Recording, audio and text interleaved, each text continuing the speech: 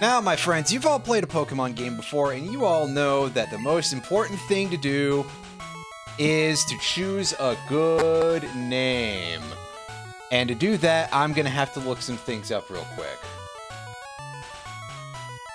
Because our target here is to get every single Pokemon in this game. All 151. And ideally, we would like to do that before fighting the Elite Four. Or at least before beating the Elite Four. Because based on what I routed out here, we have to actually go fight the Elite Four at least once to get it. Now, while I was yammering for a moment there, I had to go and look some things up real quick about what is going to actually get us the ideal name here. The ideal setup for this, because unsurprisingly, we do have to abuse no small amount of glitches here. Now for this, we'll set a new name.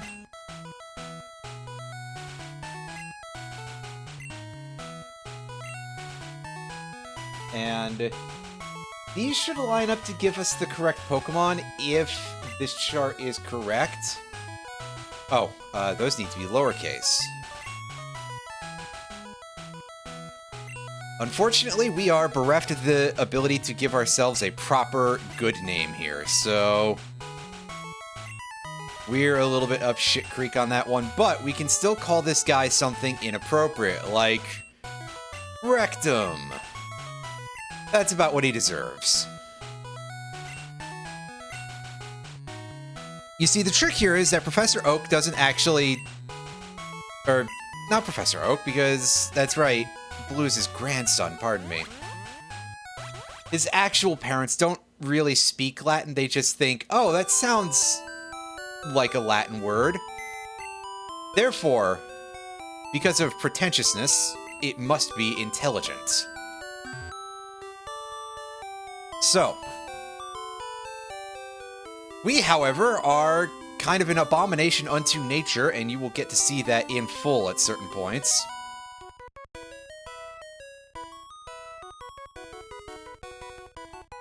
As Oak tells us to hold the phone and come with him, because it could be dangerous out there. And he is right, but I don't know if it's for the reasons that he's thinking. Regardless, however,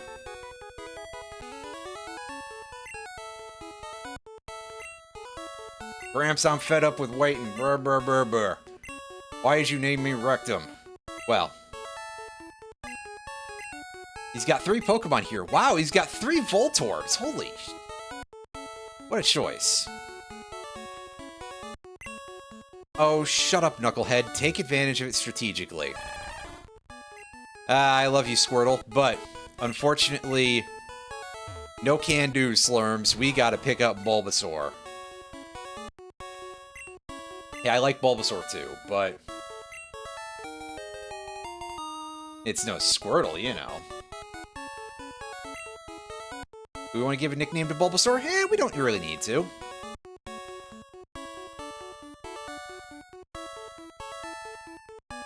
So, because he's a complete goofball, he's picking Charmander.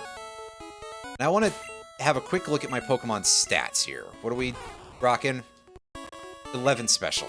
So, we start out a little bit lower than I thought.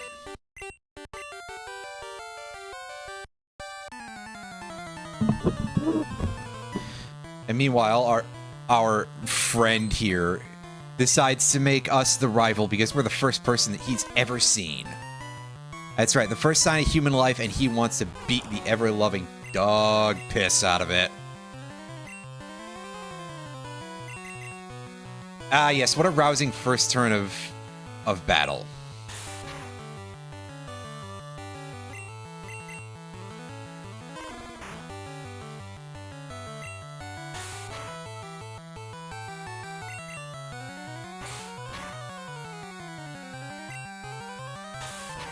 Plenty of crits happening, at least, so gotta give credit for that.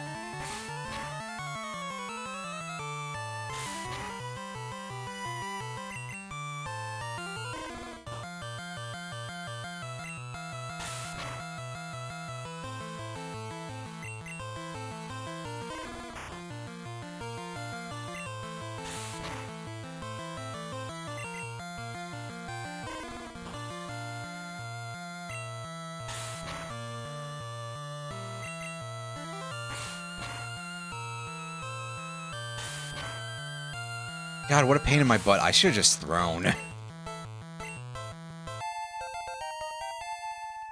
Bizzo, level 6. That is almost on the route to where we need to be.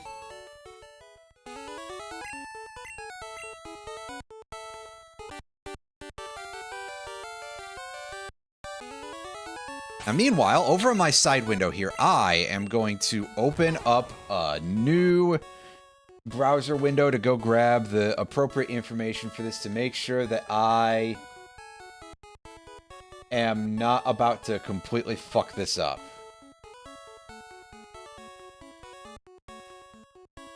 Because we are going to have to do something that's a little bit sensitive. Oh, we get full healed. I forgot. So that's neat.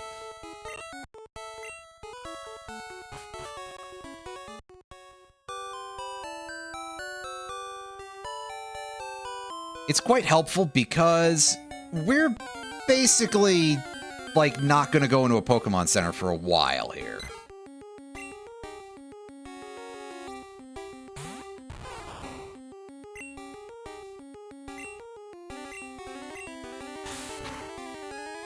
Let's hurt this Pidgey because we don't like it very much. I don't know.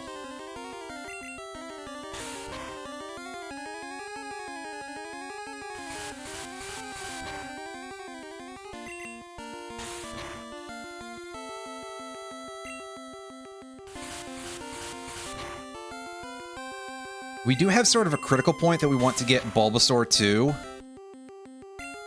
And I will explain it when we get there. And presumably no sooner. Oh, of course this guy walked right into our path. What a jerk. What a jerkus.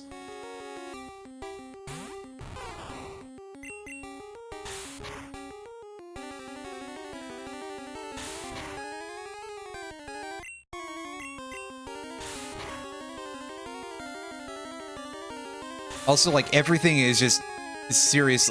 Wow, 2 crits in a row. Okay, that's some actually monstrously shit RNG. I'm kind of tempted to reset just so that way I can get my money back. What's our... Oh, God, we're below 2100 now, aren't we? Fudge. Because that's kind of a cutoff that we would like to get to as well. Would be to have 2,100 bucks when we go into the first.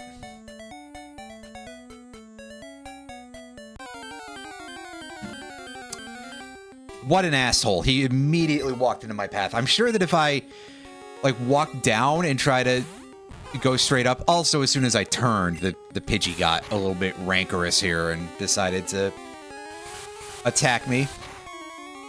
You know, because it counts as a step, oddly enough. Listen, the first generation of Pokemon games is fucking weird.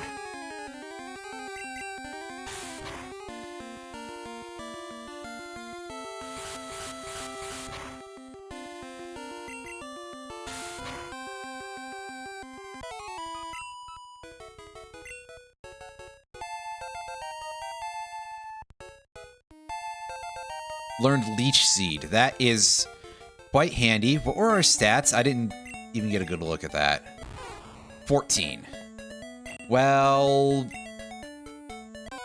But that's not quite the point that we were looking to be at here. But... but, anyway. Let's keep doing this. Just... keep tackling these random Rattatas.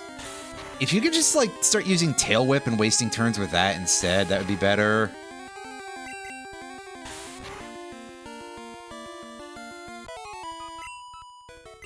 There you go.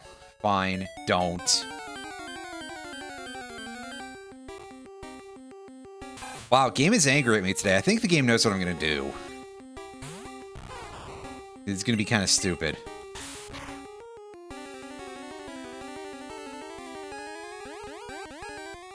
See, it does know it. Just doesn't want to use it. Apparently. I mean, now it does, but...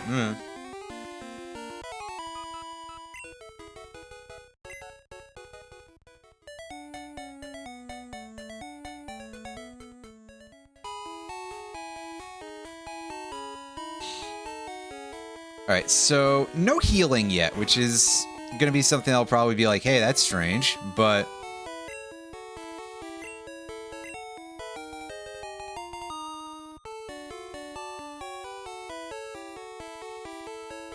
I promise that there's a reason for it. It's not necessarily a smart reason, but it is a reason.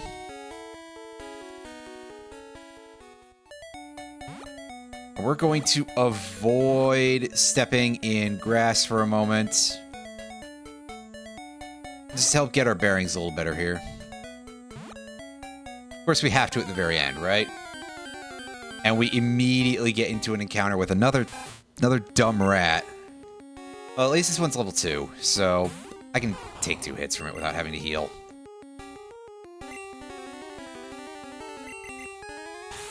Wow, great first turn, everybody.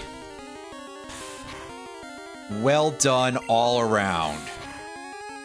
Perfect play.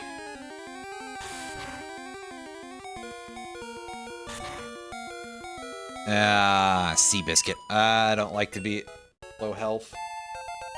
Okay, so what's our special? That was a lot faster than I was expecting it to be. We have a special of exactly 16. This is actually quite good. For reasons that I will get into later, but also now we have to catch a Pidgey. So... that makes me a little less happy, but...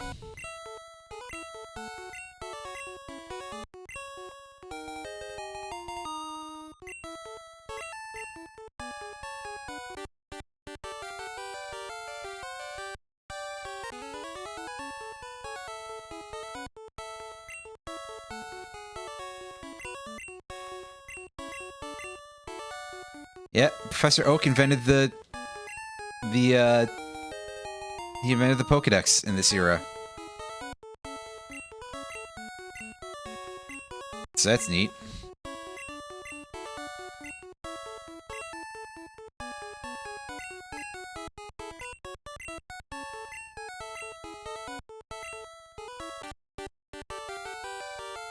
Yeah, good for you, dude. Okay, it's the other dude who gives me the free Pokeballs, right? Do we not get those in this generation? I could have sworn... wow, alright. That's gonna sting a little bit, actually. That's gonna cause some profound issues, basically. Ew, Rattata, we don't care about you.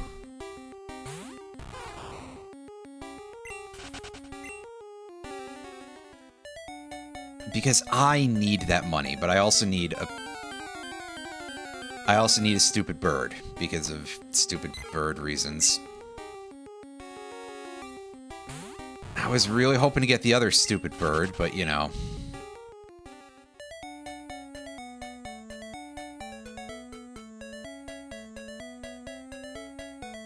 Alright, fine. I guess we will heal at Viridian City. As kind of emphasized, I really did not want to, but we'll do it.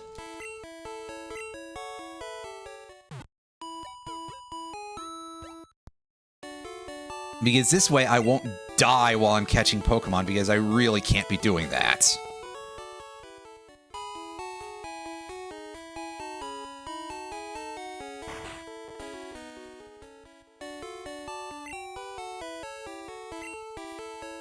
Grab exactly 2 Pokeballs.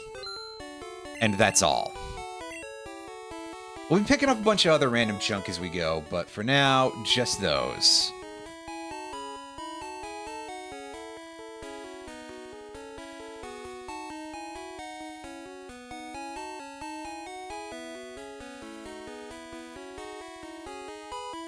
Pulling up some other pages real quick. Because, yeah, I'm gonna have to do that a lot. Yes, but unfortunately we're in red version, so Meowth is a little bit outside of our zone of establishment here. I think ultimately the thing that would probably help me more is just not getting murdered, but deal with that. Good lord, I'm trying to remember, is Meowth one of the Pokemon that I have to do the goofy-ass Ditto glitch for? I have forgotten. Awesome. I do have all the documentation for my routing sitting in a Google Drive, so I can go consult it at a moment's notice. Because it's either that, or I have to do some really funky stuff with, like, weird trainer escapes. Which still means that it's going to be about a year before I can do that, so... yeah.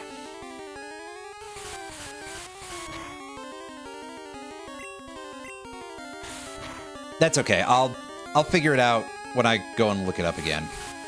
So we need this Pidgey. As much as it pains me to say it, and I'm sure that if Iron Fury is out there somewhere, he's like, what in the goddamn fuck are you doing, son? And to be fair, under most circumstances, he is correct about that. But for now, I'm actually going to go in here and I'm going to boost that. Let's take a look at our Pidgey, and it's got 16 max HP to start with.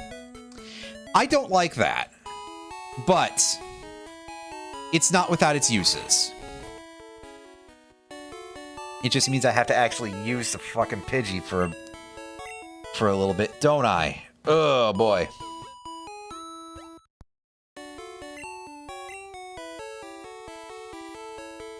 Or I gotta figure out a way to have it take exactly 1 HP of damage, which would probably be for it to, like, eat a poison sting or something.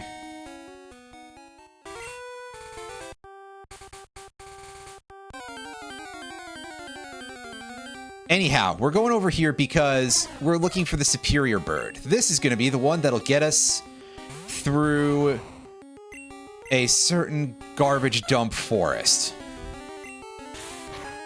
In fact, Spearow is going to kind of be our main for a non-zero chunk of the game. And hey, it's starting at level 5. That's actually good times. This is going to be a very important Pokemon for us. And if all it's doing is spamming Growl instead of threatening us with Peck... because, yeah, 10 damage off of that thing. If all it was doing was just constantly trying to peck my eyes out, I'd be super dead.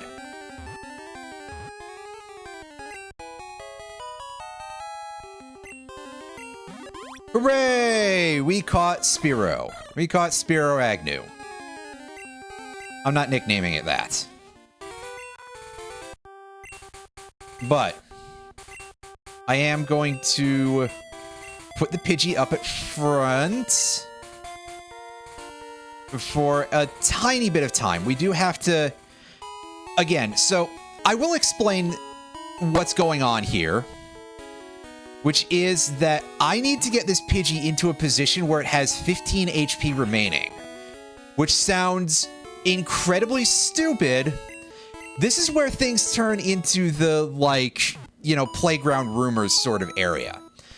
But we're going to use that to skip Brock, and more importantly, to skip Rock Tunnel, basically, alongside quite a lot of other things.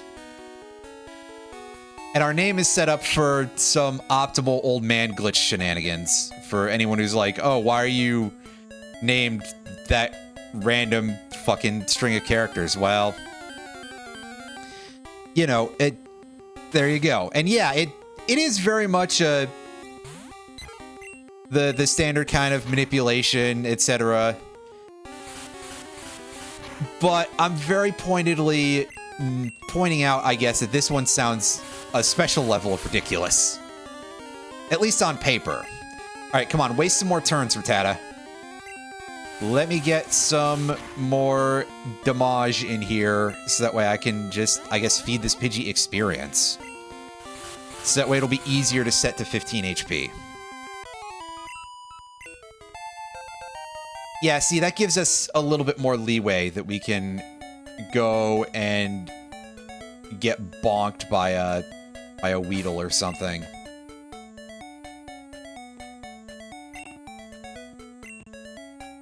Yeah, we're gonna switch Spearow up to the front and have that be the EXP mule for the time being. In fact, truth be told, 35 Pex would be enough to get through Viridian Forest, for sure. I guess I can just go and get Pidgey's HP set now. Because I don't have to heal at a Pokemon Center to save it as a fly location, right? And or save it as my last location that I black out to. Someone feel free to correct me if I'm wrong here, because it's very possible that I am. You don't know. Well, that'll be interesting when we die and end up at Viridian City after we are forced to commit suicide to get out of a certain location that may or may not be Celadon City. It is Celadon City, everybody.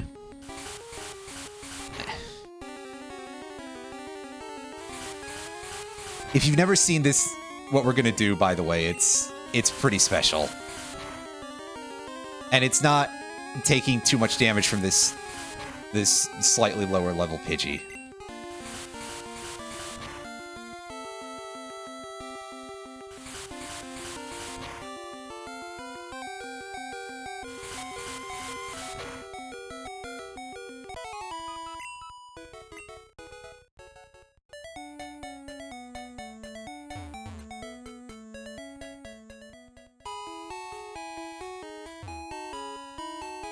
Yeah, I do know that you have to enter the building. I don't recall if you have to save, is the thing. Because, yeah, if you don't go into Pokemon Centers in certain localities, that's basically, again, how we're going to escape from certain places where we don't want to be trapped.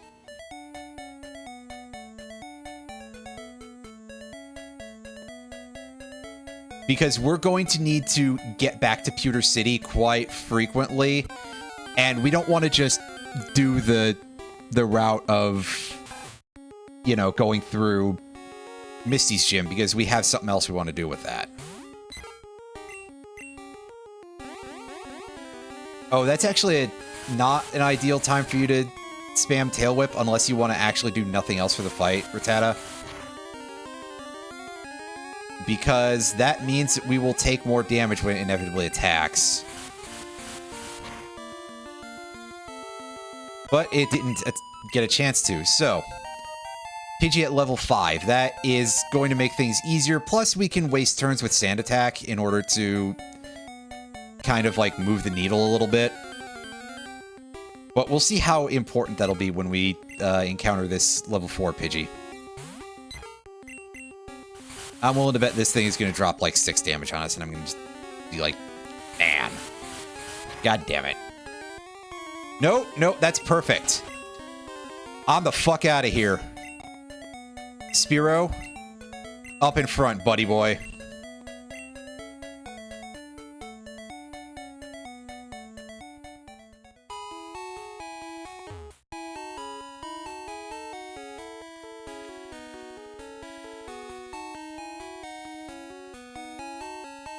Hey there, old man. We'll be doing some stuff with you later on for sure. Go and have your coffee or sober up or whatever it is. And yeah, I think in the Japanese version, it's that he's passed out drunk.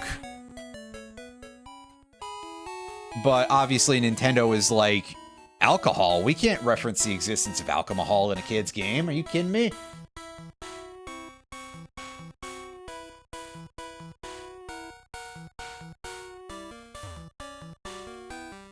Southwesternmost. Yeah, sorry. Hey, there's our free antidote.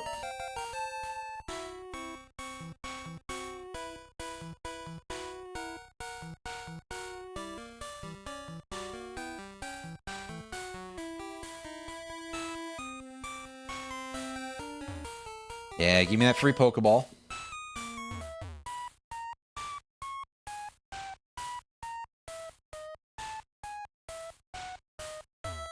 And we'll fight some dudes here to get some experience for Caterpie. Oh, you're not a trainer.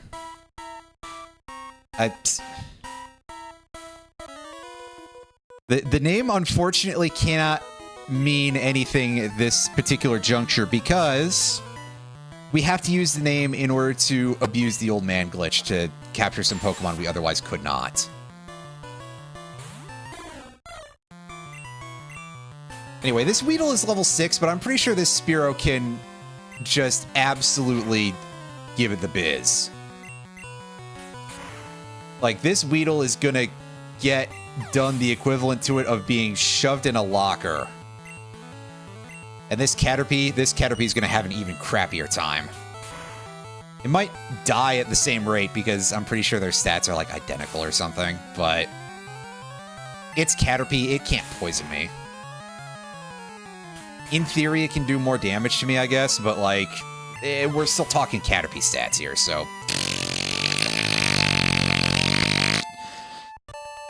That was perhaps a little bit too drawn out, but, eh.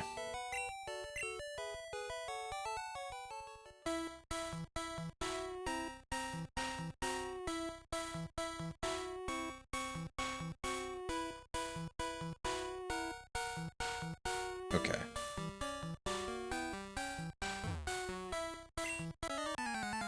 Yo, you can't jam out. Are you using words, friend? I don't know if any of those are real.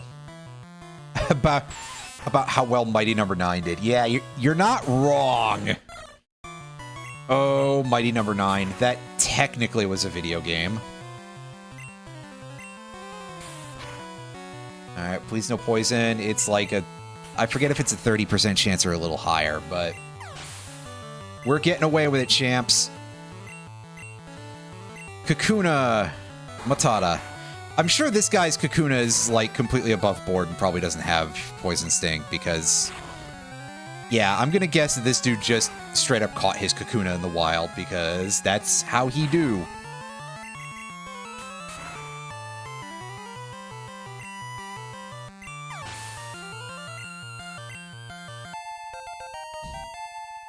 Level 7. And you've got another Weedle. Unfortunately, this one actually does have a chance to poison us. So I may have to dump that antidote and lose out on the, like, 100 Pokebucks or whatever it is. Is it 100? I think it's 100 that the antidote is worth when we sell it. Because we're going to have to sell stuff in order to be able to afford a Thunderstone.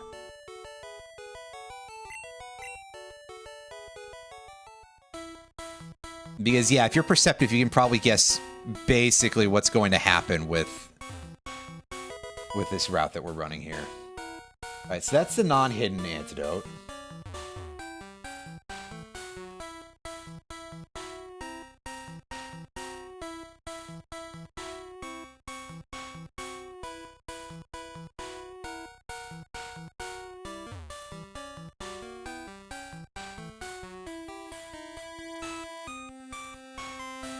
Wow, we have encountered no wild Pokemon whatsoever here. This is bizarre. Is the area broken or something?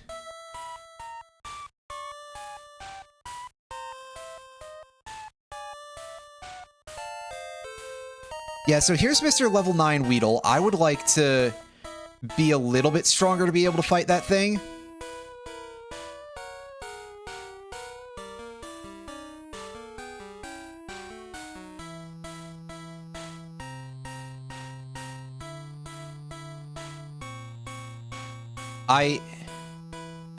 What is going on here? You're kidding me, right, game? Like, where's my... any wild encounters in Viridian Forest? Like, what the shit? I'm not doing anything to cause this. I haven't used a repel. I don't have any cheat device. There we go.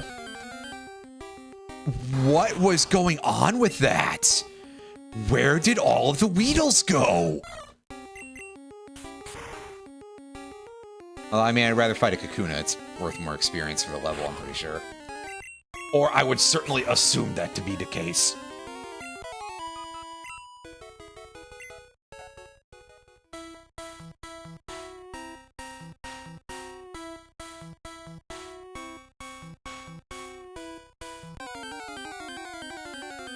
Anyway, there's really only one Pokemon that we care to encounter here too much for reasons of, like, padding out our team or our collection, I suppose.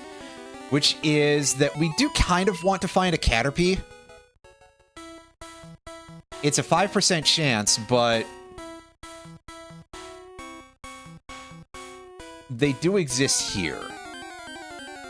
And on Route 25, apparently? What kind of odds are that? Oh. 1% chance of encountering a Caterpie on Route 25. That's why I was like, oh, Bulbapedia is high. Because, honestly, if we're being real here, yes, I would really appreciate that, Plasticillion, because I could definitely use some ability to find this worm, or I guess more just wild level 6 Kakuna for 3 EXP.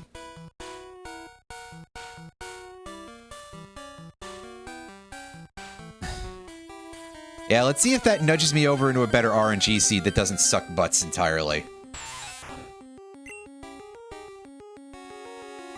Or at least sucks significantly fewer butts.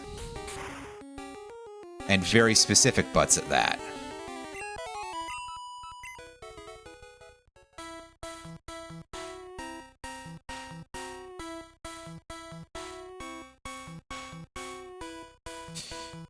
Alright, let's go for another, like, 2 encounters here. Let's push ourselves to level 9 at least. That way we'll be on par with this dude's Weedle.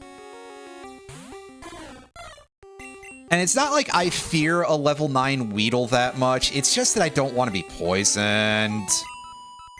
Because getting poisoned sucks. This is one of that, like, small handful of RPGs where status effects kind of matter. Asterisk, this is a severe overstatement on the nature of status effects in RPGs and how unuseful they are.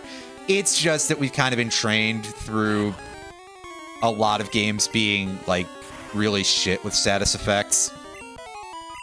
Either due to bad programming or other reasons.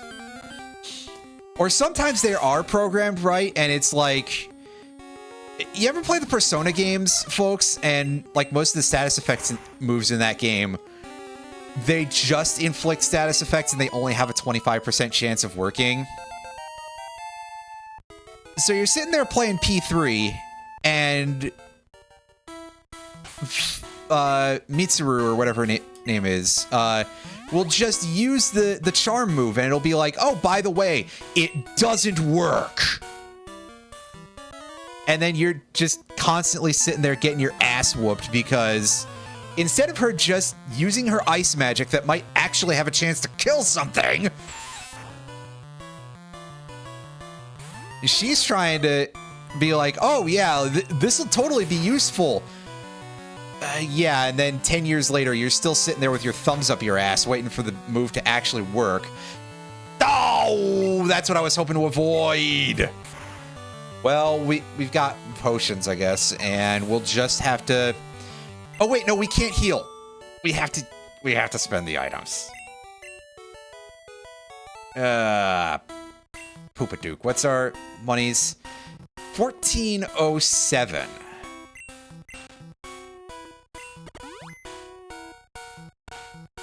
In the immortal words of, what's his name from The Last Airbender? That's rough, buddy. Well... Anyway, folks, it's time for some funny business.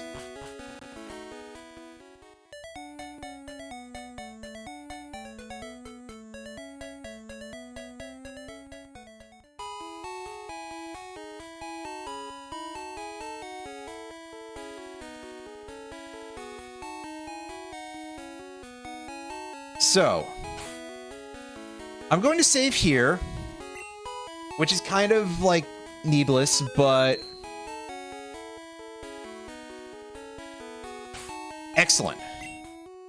We are, no, I think we have to go one more space to do this.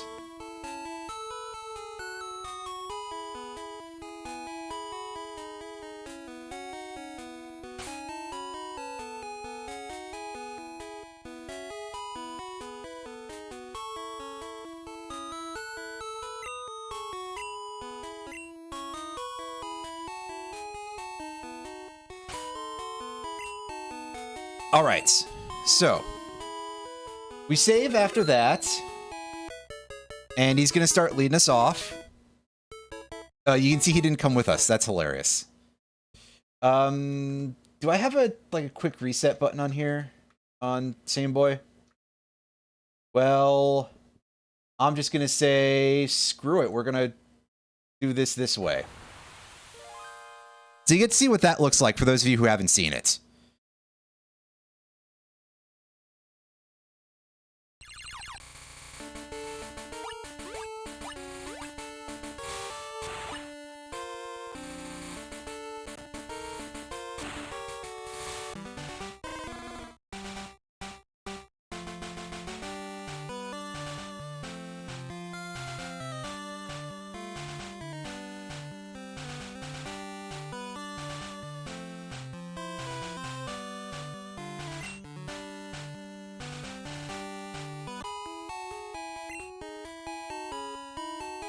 If you have the right stuff, go take on Brock. So,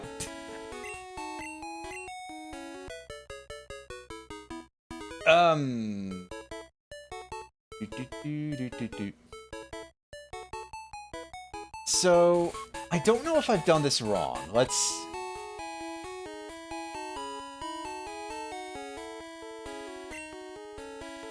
take a look. That's... Yeah, the game's a little drunk right now. And to be fair, if you've ever, like, looked outside your window at any point in history, I kind of understand.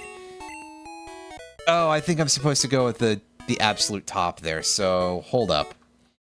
Let's redo this, because I'm an idiot. This might take me a couple of tries, because I freely admit that I'm not very good at this. I don't do a lot of this stuff very often.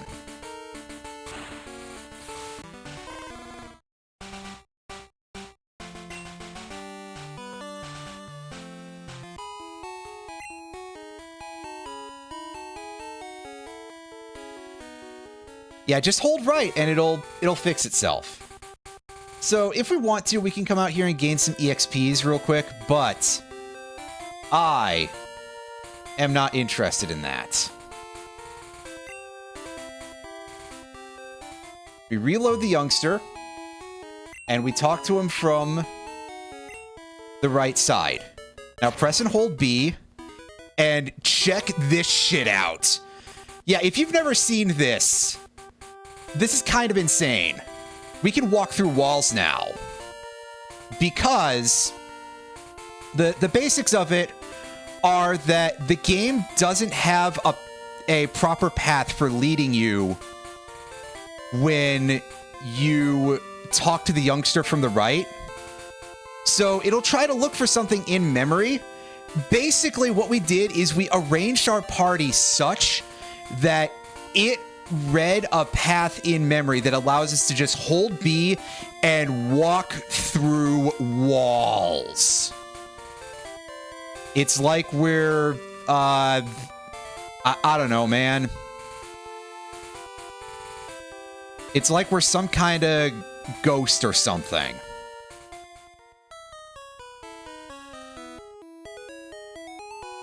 Like the guy from that band.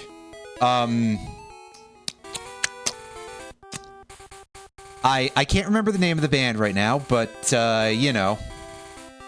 Somebody's gonna tell a joke about somebody who died, and I'm gonna be like, no, that's not what I'm going for.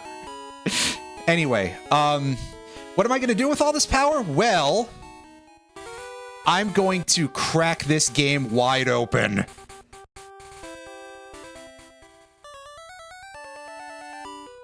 Here we are at Celadon City. Oh god, those sprites are having a bad day.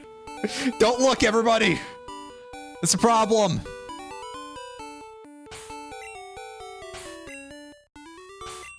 Oh, the game's gonna be a little bit drunk for a moment. This is the Game Freak headquarters building, right? Okay, so that'll reset things. That'll make things a little bit easier for us. And see, Alan knows what's up. We are getting ourselves a free Pokemon, everybody. And it's a pretty cool one.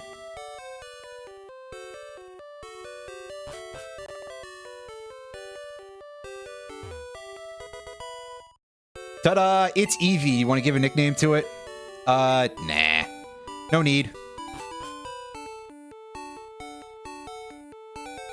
This, unfortunately, is going to produce a bit of a minor issue here. Of a thing that I want to do is not going to be possible right now. Or at least not as easy. I have to double check how much Cassiola I've got on hand here. That's right, 1407.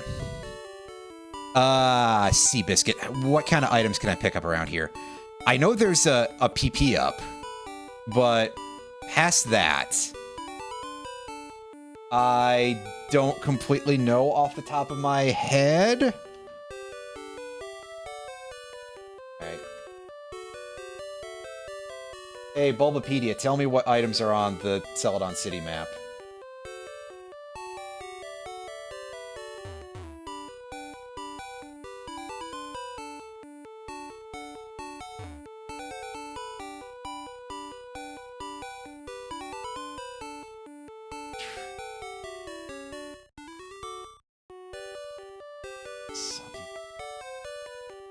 Oh, is there not one here? Is it just the one in the game corner?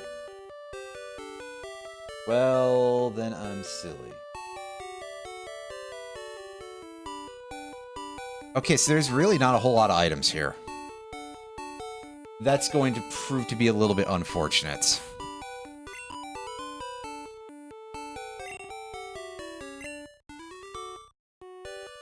Oh, if I had just played the first part a little bit smarter and not tried to get quite so over the top with it, I could have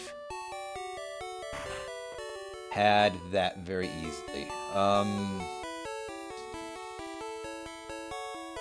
Do I get the guy at... Actually, wait a sec. There's a guy who gives me a counter TM here, isn't there? Yeah, 3rd floor. So that'll help us out a little bit because, like, under what circumstances are we truly going to use counter to advance this, right?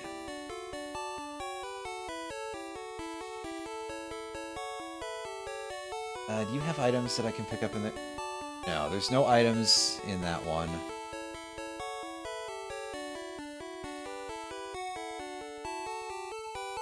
But we can at least go find a shop, right?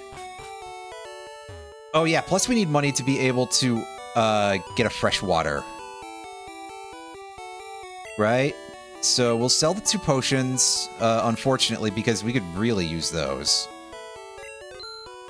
And we'll sell the antidote, which we don't actually need. We'll sell the Pokeball. We'll get replacements for that eventually. And that, I think, actually puts us in a perfect place for this. Give me that Thunderstone. Yeah. Alright, now let's go on the roof. Let's get a fresh water. And let's bust this motherfucker wide open, everybody. I am cracking this case like it's full of Kraken or something. Ultimately, it might also be smart for us to pick up a couple more freshwaters, but I'll deal with that later. For now, we're going to evolve our Eevee into Jolteon, and there's a reason why I'm choosing this one. And that is because I tried to route this out for the fewer uses of Ditto with the Trainer Fly glitch. Because that's a thing that you can set it up to basically just be able to, well, get anything in the literal capture any Pokemon glitch set there. But I kind of didn't want to do that too much because I think it's annoying to go and constantly find Ditto and just set that up and have to find Pokemon with the right special stat in my own collection. And blah-de-blah-de-blah. Let's go make sure that we hand off the fresh water first.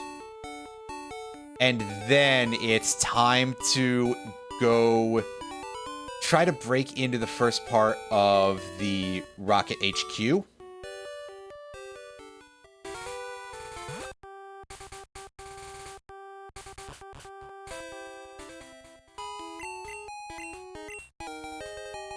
Here, have some fresh water.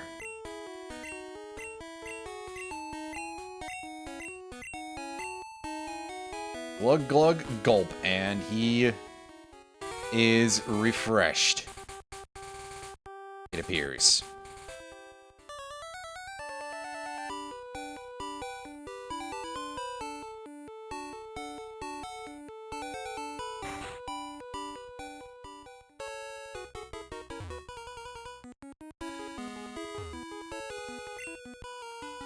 Regarding this poster, what a normal thing to do. Let's give this guy a bit of a shakedown real quick here. He's starting with Eradicate. It's just like the Rockets for you. For yous. Of course, our Jolteon has no moves, but who cares? We'll be fine. Or we'll die. Either way. If we die, that's okay, because I actually don't really need to get the PP ups that I'm trying to farm out of this. But ultimately, I guess it would be nice. A PP up is a pretty good item, so I'm not going to complain about it, right? Right. The second Pokemon is a Zubat, which means that it's a hell of a lot harder for us to get killed. But we could also just get shit RNG forever now. Or we can suddenly transform ourselves into one of the NPCs and get amazing luck. Never mind. That's more along the lines of what I expected. Well, that's alright. It's time to die! Probably. Or he can use Leech Life instead of Bites. Okay. I mean, we're not going to move the needle on this thing's HP worth much with Peck, but what's he going to do? He's going to sandpaper our HP down a little bit?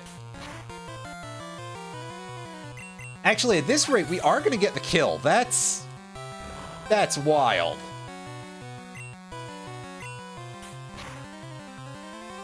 Well, that'll get our Spearow a shitload of HP. Love that for us, actually. HP. Experience.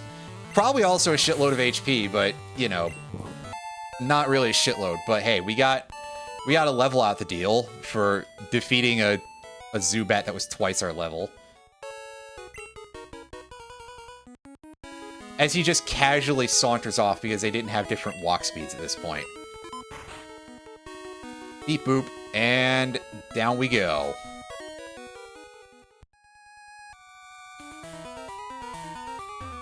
So, PP up in this tree if you ever need one, gang. In case your PP needs to go up a little bit for some reason. This guy should help us be able to suicide just fine. And then we can go back to doing another Brock through walls.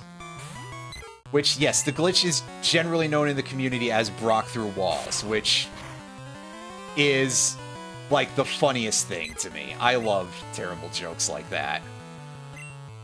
As anyone who's ever seen my stream and realizes that the entire thing is just a continuum of bad jokes, will recognize.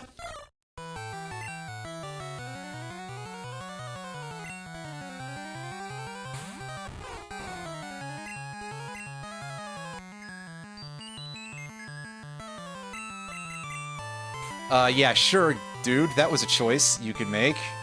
Why don't you just keep clicking confusion, you goofball? Oh, right.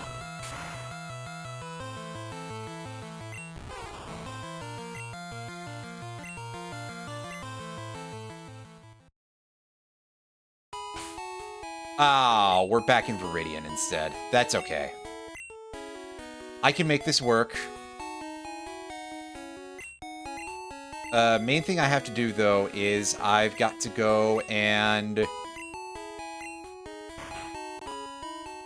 I guess I could hold up and let Pidgey get damaged closer to the other place, just to speed things along a little bit. But yeah, we're depositing Jolteon for now, because unfortunately, old buddy is potentially able to interfere with our glitch, and also, more importantly, we kind of can't die as fast with that in our party. So that'll end up being a slight issue. Switch Spearow back to the front here. So that way Spearow can get whatever experience comes our way until then.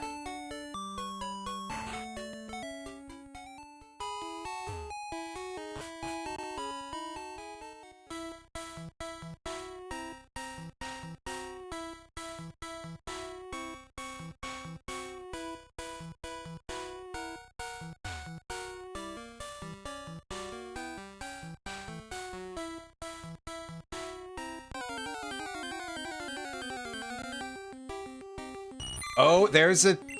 Oh, I sold the one Pokeball I had. Well, crap. That was a foolish mistake if ever there was one. But I thought I was going to be that hard up for the cash. Oh well. We'll encounter another one, don't worry. And by that point, I'll have a better way of capturing it, so... no, that's a 5%. The 1% is at Route 25, which is, it's north of Cerulean. I think it's off to the right. It's still a really shit odds, but, like, 5% is less bad than 1%.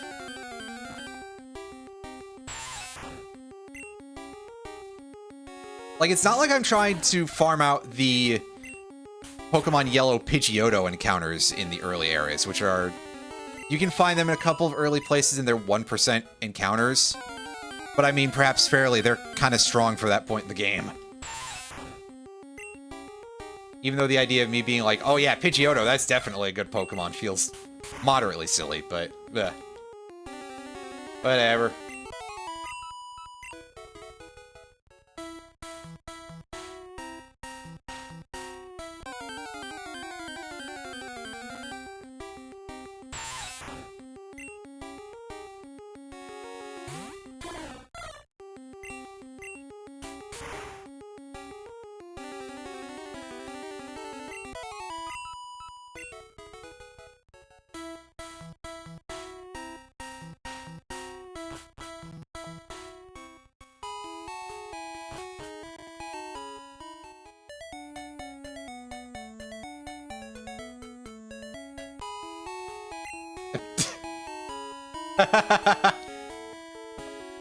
Oh yeah, the game is definitely still not sober. Oh no, the old man from the Japanese original script has become the game itself. Actually, somehow that seems a little bit fitting. So now we gotta switch we gotta switch Pidgey up to the front for a minute here. And go take exactly 5 damage. That'll be interesting. Although, hey, here's a level 5 Rattata. This is probably going to be a little bit too spicy for us, actually, in terms of what we're looking for. Yeah, is he going to start spamming Tail Whip? Thank you, game. That's what I want. I mean, I guess giving it the EXP is probably also quite good, because even though Pidgey is not going to be our main fighting guy for a bit here,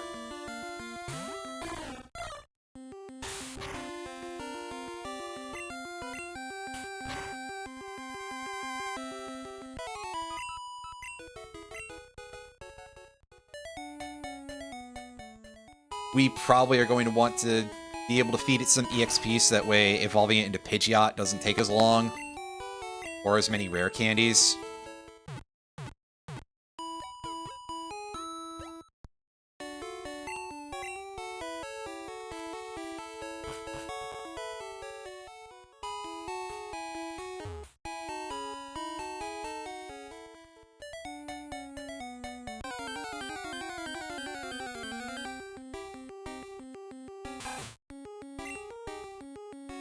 Level 3 Rattata. That's a little bit more manageable here.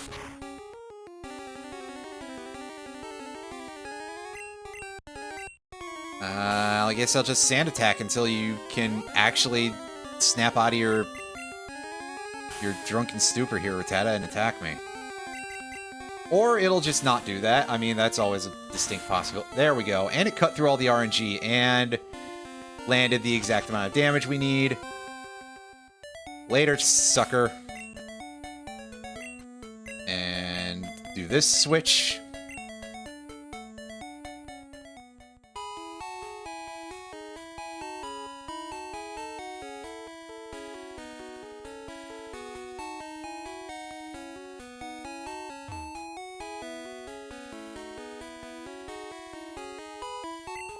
Oh shit, right, I forgot to set this up, didn't I? Yeah.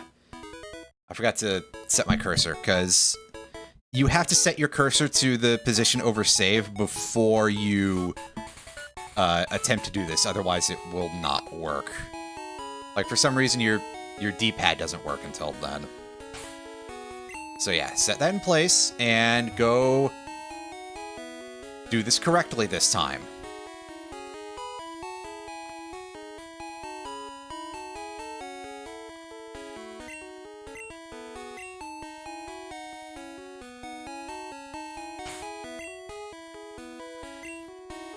Save, and I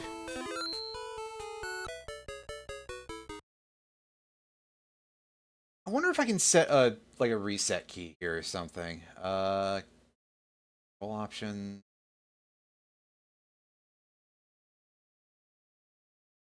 Say, is there a reset I can set here? No. Well, dang. Oh well. Weird minor thing that would be quite helpful for them to implement in Same Boy would be if they could give a way to hotkey resetting, which I know is like not a thing that you can actually do on a Game Boy, but you know, just you also can't switch between the various builds of like the Super Game Boy or the GBA or any of that horse shit on actual hardware either. Not so simply, anywho. So yeah, okay, make sure that our party is set. Yeah. Bulbasaur, Pidgey, and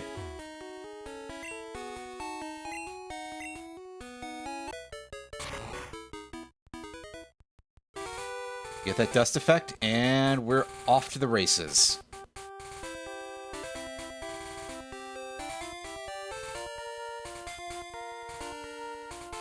I don't think we can get into any fights right now, but I'm still dodging all of them anyway. Just in case it might break our stride here a little bit. But we've got a very minor thing to go and get. Although, for that matter, there's a couple of different things that we could go get right now. But this is one that I know for sure that we will want.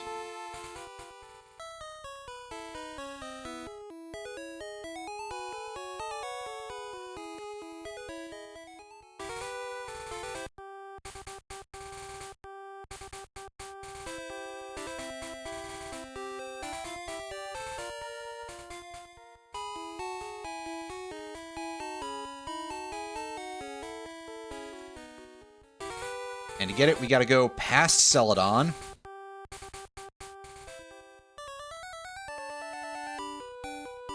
Into a little hidden out-of-the-way location.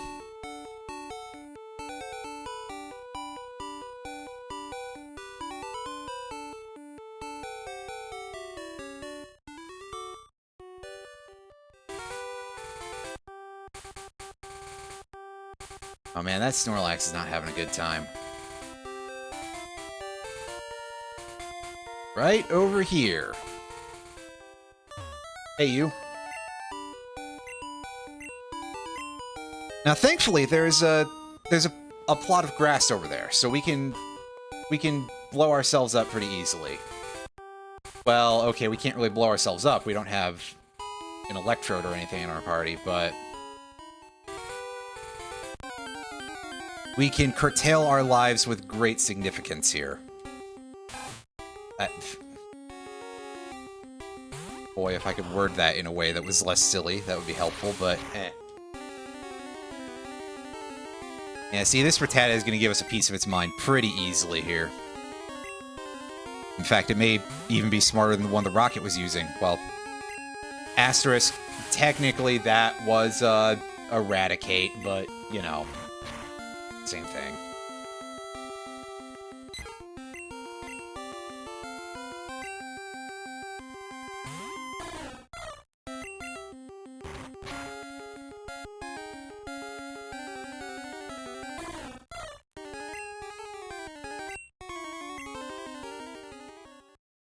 And that will send us right back here, where the game is once again boozing it up, and switch Pidgey up front to go get 5 damage dealt to us, and we have $189. That is going to prove to be a bit of an imposition, in that we are not going to be able to go straight to the Safari Zone yet. We need to get some actual money for that.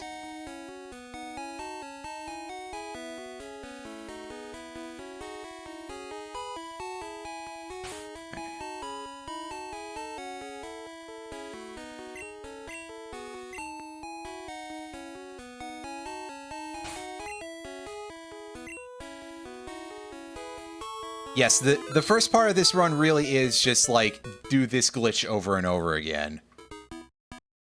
So, for anybody who's like, oh, this is boring, I apologize. I know it is. I'm sorry. There's only so much I can do about it. It's alright, we're gonna do something real funny with it later. So, all I can say about that is get ready to laugh after we accomplish what we're doing with this one.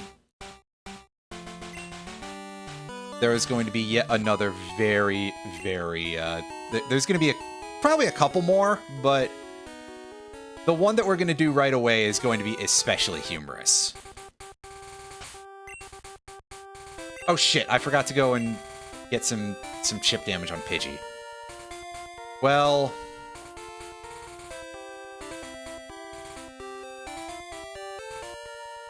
there's some grass, so we can get into some encounters with wild Pokemon here. But actually, maybe this is helpful, because it'll let us get Surf? Nah, we're gonna... I'm going to just be like, yeah, I really goofed this one up a little bit here, so... Yeah, just take the walk of shame here, and...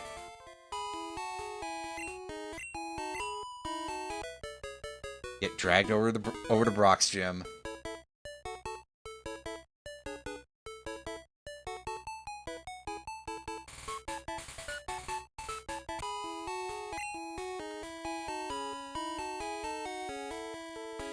Nope. Off he goes. Ultimately, he walks through some trees. No, they're fence posts, pardon me.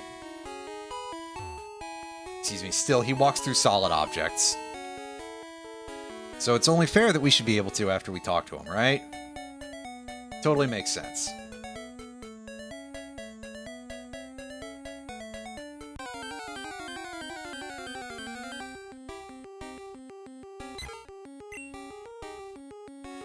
Alright, now this bird might do a little too much damage to us. Because usually I think Pidgeys do a little bit extra damage with Gust compared to low-level Rattata. Oh, 6 HP. That's... Game, you are a taskmaster if ever there was one.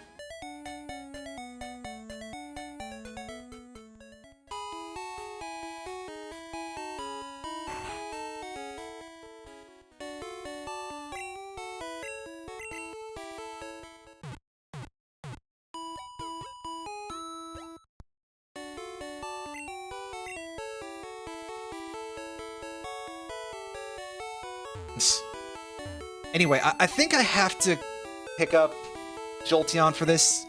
Yeah, because I'm going to... Well, I'm going to a place. You'll figure it out sooner rather than later, I'm sure.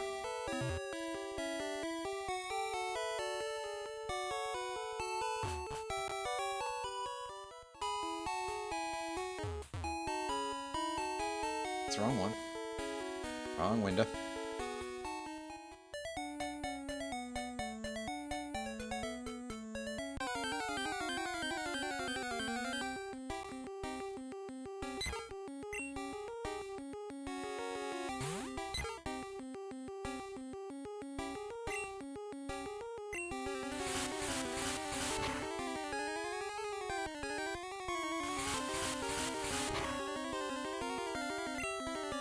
A little too much damage, unfortunately.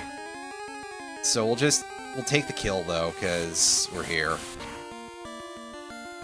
Yeah, see, it deals 3 damage every time, which is to be expected, but... Oh, wow, okay. That makes me slightly sad. I was like, hey, I'll gain a level, maybe I'll only get 1 HP, and then I get 2, so I went a point over in the other direction. Whoops!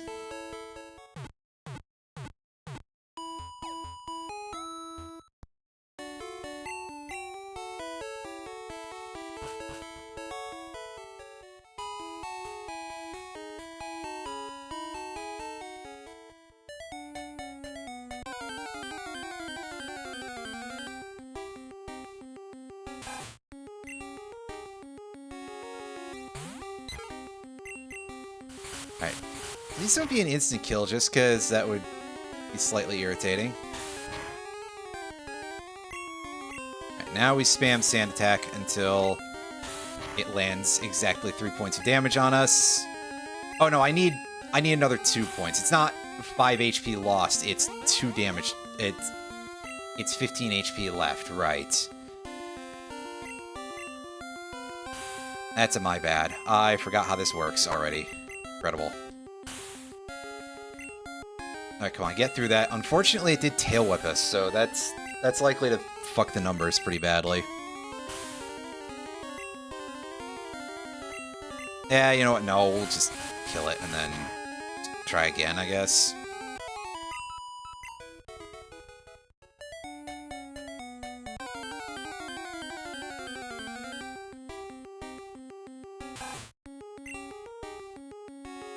Level 3 rat. This one probably does too much damage, but it's always worth a try. Again, see, now things are getting to a point where the crust is happening to us. Yeah, so we'll run away from that. We'll go heal again.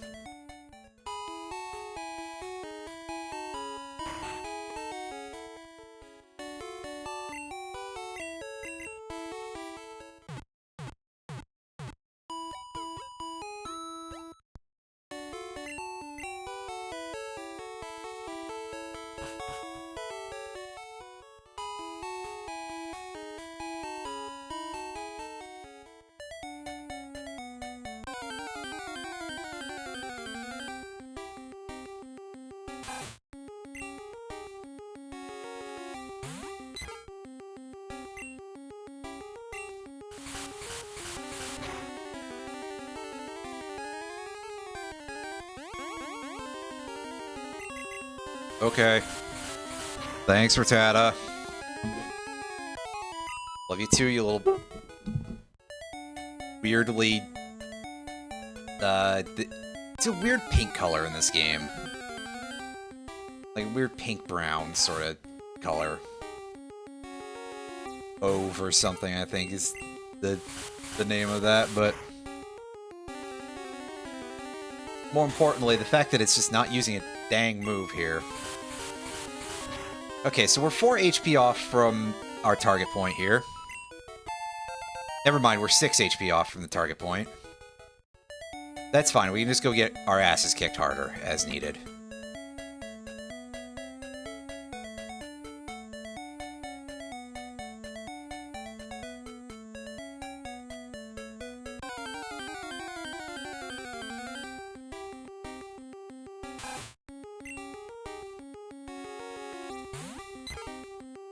I said harder, not level 2 Rattata. Eesh. Well, at least it's something. We need only 4 more damage on ourselves here. So I'm basically just kind of not hoping for a level 3.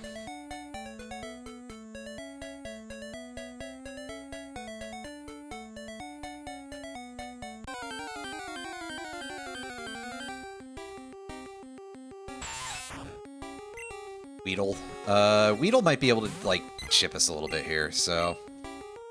Right, I'll just sit around and sand attack, and I guess hope for no poison. Get strung a couple of times instead of it actually trying to do anything to us. Okay, good. That does a flat 2 damage. Please, no poison. Oh, it missed. Well, that's fair. Its accuracy is, like, super duper lowered, so what do you expect? The answer is, I expect for String Shot to also have a chance to miss. Come on.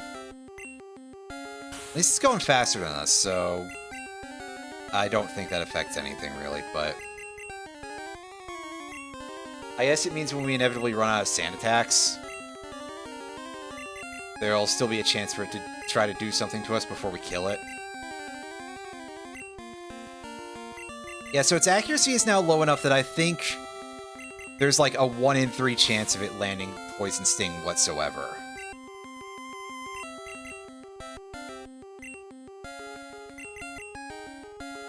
Of course, it also has to get through the coin flip of whether or not it chooses to use fucking String Shot or not either, so... we got that going for us. That's awesome.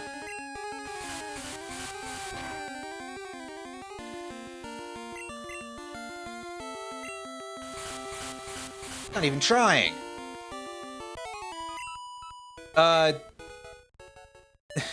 Gimmick parentheses NES. The gimmick here is that my goal is to get a Pokedex of 151 without the use of Game Shark or trading. So we have to do some very off-the-wall glitches for some of this. I'm still kind of in the phase where I'm trying to set up a proper Brock through walls for, what's this, the 3rd time? Yes, that way I can go get Fly. Why not just Ace? Because I don't know how to do that, and also it is, like, actually quite complicated even so. Like, arbitrary code execution is not quite as easy as that. And again, my big asterisk on this... yeah, no, Alan, it's not a ROM hack. This is just a vanilla run of the game. The other big asterisk on this is that I have to capture Pokemon to get there, as opposed to just, like, fucking with my Pokedex bits. Which is, I think, a bit easier, but, you know, the things I think are... I don't think a whole lot, so that's why I'm here. But yeah, you can do some very interesting stuff with the ability to, like, underflow your inventory size and other absolute goofball shit.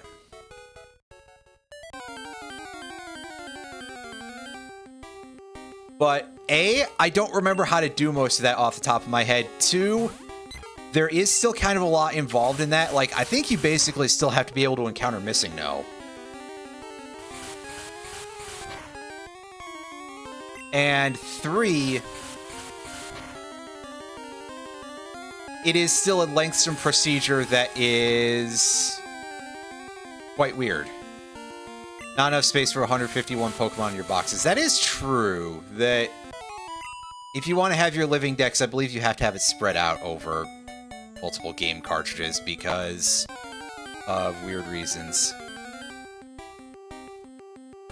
Yeah, I kind of assume with anything to do with that, Leards, that if you want to yo-ho-ho for, like, any game that you would want to multiplayer, it's gonna be a bit of butt in terms of the quality of how functional the multiplayer is.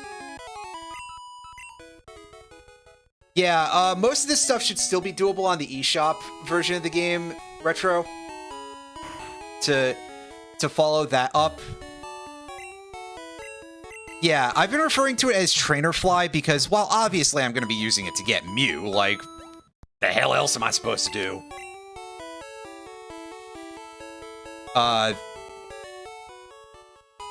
am also using it to capture, like, a lot of other Pokemon.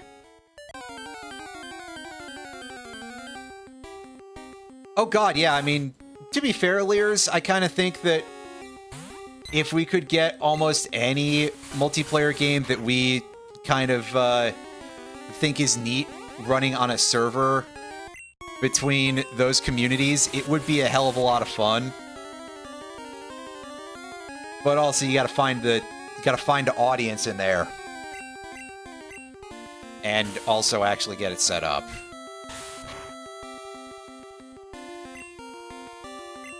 Okay.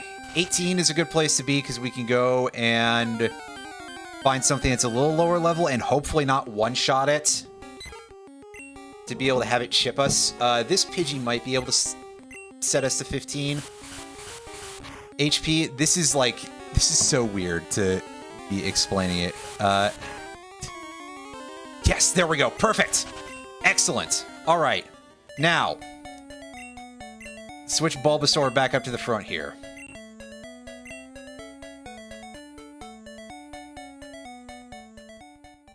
Oh, that sounds like some things Plasticillian might do. He'd clown on us all. Wait. That's a little different. Okay, so. Move our cursor. Because otherwise we might not be able to. Alright, save.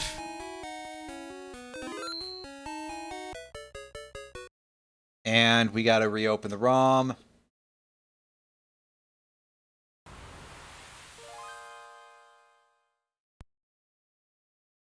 Super toxic, yeah. So you can have it count up to, like, half damage every turn or something. Super toxic, and it just brings back the Gen 1 behavior with Leech Seed.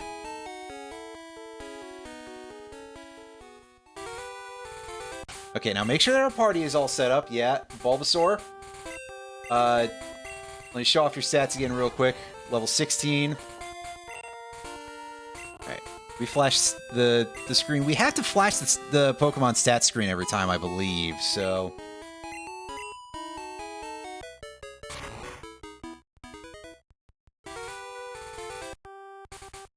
You hear that sandy crunch, and off we go.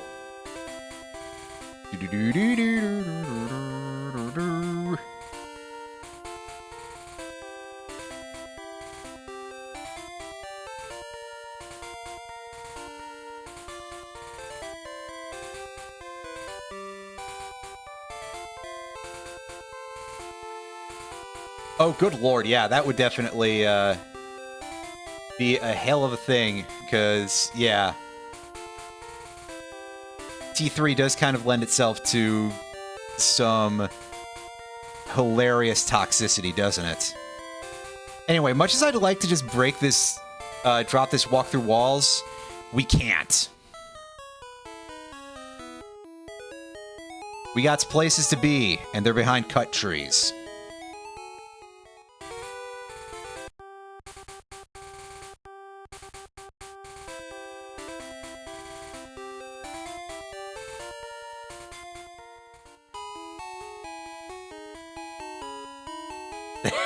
Nice one, Lears. Yeah, you'll notice that some of the overworld sprites are kind of having a bit of some issues. Don't worry, it's fine. Oh, hey, that person turned into an item. Don't you hate it when that happens to you? Ah, shit, that's out of bounds. Whoops! It's alright, we got to show that off, because... you can see that it's not perfect lines, when you're doing something that's, like, emulating correctly. It's alright, everything is fine. Nothing is broken. Not for long, anyway. Yeah, if you go outside of the proper boundaries of the map, which, I don't know, I saw the tile and I was like, that's gotta be fine, right? And the answer is, nah. If you go outside the boundaries of the map, the game will just be like, absolutely not, buddy. And it will vomit those horrible cursed lines everywhere. Oh well, I'm sure you all wanted to see this happen again. We hold down the B button, and we just start walking to the right.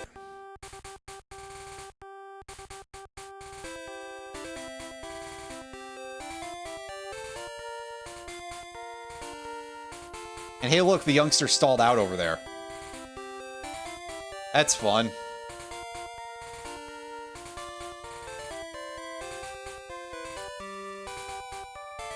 Anyway, yeah, my point there was that I'm fairly confident that you don't get into, like, trainer battles while you're in Brock Through Walls. Because the game just assumes that you're still being led around by an NPC. But... I wanted to make absolutely sure that we didn't get, you know, kicked out of that, because we're trying to sneak into Lieutenant Surge's gym without having cut. I mean, I could. I don't have any Pokeballs right now. I sold them all because I died very early on due to bad RNG. And I had to sell some stuff to buy a Thunderstone.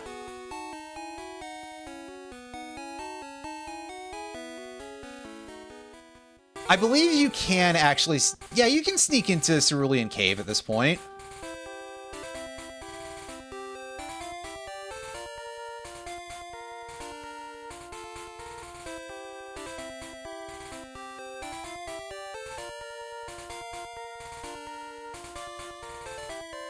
Cerulean Cave, or as old people like me know it, Unknown Dungeon. Anyway. It's time to hit the gym, everybody. And with that, we are saving the game because this could turn into a bit of a disaster. I forget what levels this is at. You did some glitching. Giovanni wasn't in his HQ. That is not that weird, because a thing that's worth noting is that the eShop version is not a perfect emulator.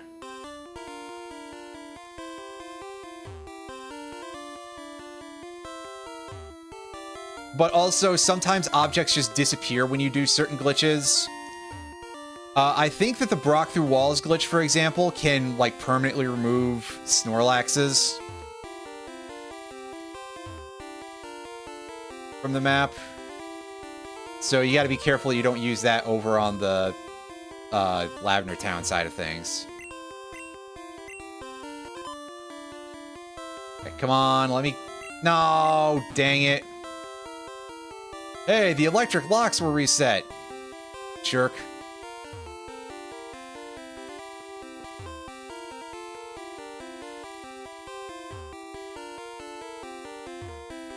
This gym kind of sucks, by the way. I will say this, that, like... There's not a lot of parts of Pokemon that I think are bad as games, but, like, this is kind of a load of shit. If someone knows if there's, like, a good trick to this, other than just, you know, flounder through the RNG gates until you get there, then feel free to let me know. I know that the two locks are supposed to be right next to each other, and that's a big part of it, but other than that, I got nothing. Anyway, saved the game, and... Hey kid, what do you think you're doing here?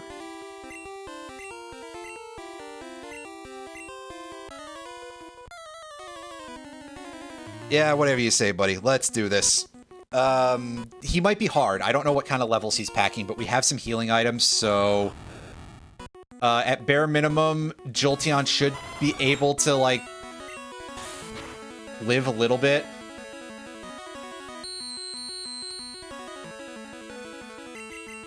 Oh, you're giving Nintendo way too much credit, especially if you want to talk about...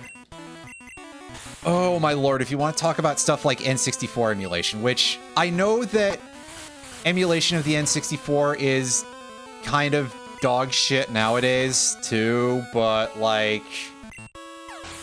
Oh, boy. Those N64 emulators are underwhelming when they're on the Switch. Yeah, it's quite functional. I shouldn't be like, oh, it's dog shit. I mean, come on, man. I've seen dog shit because we've had, what, 5 dogs throughout my entire lifetime? We've got 2 right now. So, calling it dog shit is wrong. Like, things are quite working in some of the emulation platforms that are out there. Like, I haven't had in a good several years the so if you've ever played Ocarina of Time on, like, the on Project 64, I think, is the one that had the issue, and you tried to use the Lens of Truth, you wouldn't get just, like, the circle over the entire map. You'd have several of them, and it would be like this weird grid of just, like, here's way too many Lens of Truth rings. And it wouldn't be great. Anyway, here's Big Boy. I think I should probably feed this guy some sand attacks real quick. And then I guess I can pivot to Spearow for reasons of having a thing that'll die easily, so that way I can heal. And also purge this status debuff. Because I still have a Growl on me, which... You know, wow, look at me being like, hey, yeah, getting growled sucks, but... It'll speed up the fight in theory, and by that I mean... That's potentially real damage. That's... Yeah, that's a fair chunk. Alright, Spearow. Sit in front of this thing for a second. So that way I can heal, please. Unfortunately, it did immediately land Thunderbolt. After, like, what was that? 5 sand attacks? Cripes. That's some garbage luck if ever there was any.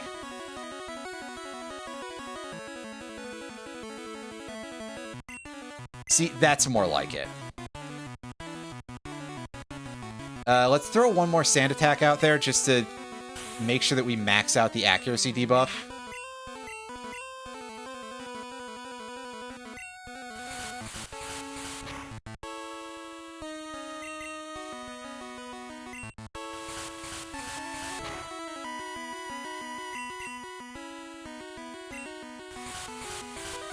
And we'll just sit here and chip this thing with Gust, that way we don't risk taking damage on the switch in.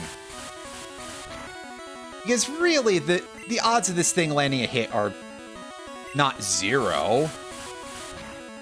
Like, at max accuracy reduction, I think it's something like a 1/4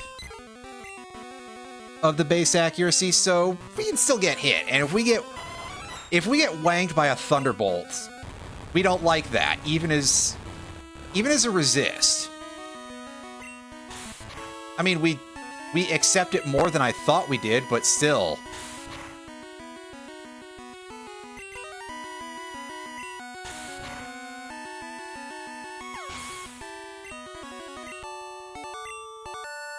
That's right. Get out of here, dude. You're the real deal, kid. Ooh, yeah. I don't know why he sounds like that to me. He sounds more like Arnold in the anime, right? Gives us Thunderbolt. Teach it to an electric Pokemon. I believe that I will not be doing that, buddy. But I appreciate what you're laying out. And Pidgey, you're not about to become useless. Don't worry. But giving you Fly will definitely give you something to do. A little bit more in your life, anyway. Not really. I thought it was, but I also haven't seen that in, like... God, probably almost 25 years.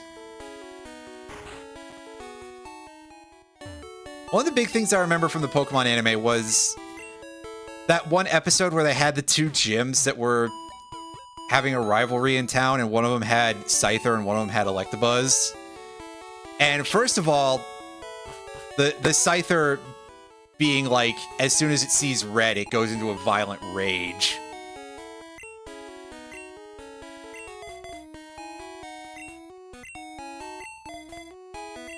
And secondly, Electabuzz having a noise where it just goes, and it was incredibly goofy. As if Electabuzz really needs more help with its reputation, right?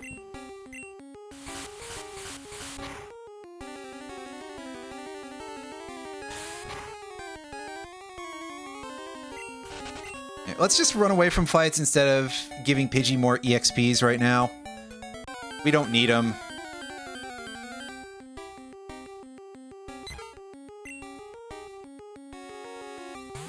If we end up with them, whatever, but for the time being, we're just trying to take damage.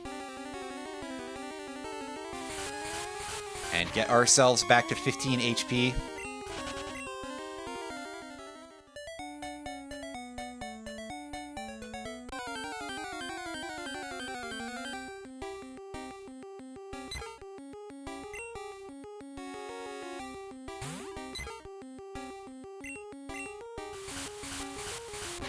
It's not going to be a one-hit kill quite, right? Yeah, it gets close, but not exactly. Now we're 2 away. That's a frustrating number. Maybe I'll find a level 3 and it'll, like, have a low attack or something.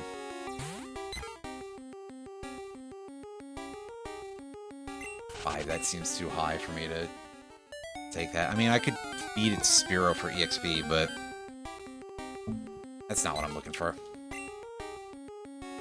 3. Right. Sand attack.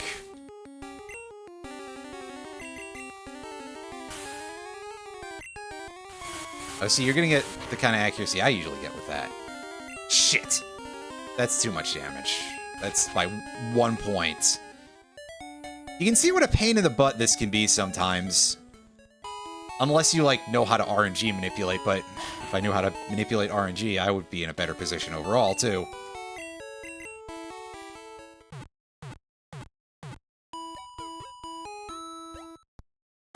The amount more of this that we have to do is very, very small.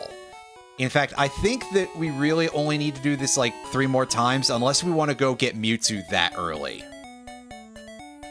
Which, I mean, that's an option. We can go get super early Mewtwo if we want to.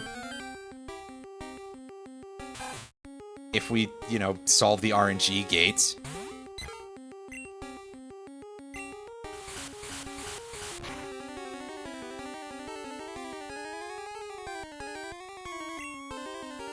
Are we going to abuse Cinnabar Island for easy captures? Abso-fucking-lutely we are going to, Roddy. It just might take a minute for me to actually get to a point where I get the Master Ball for that, for abusing purposes.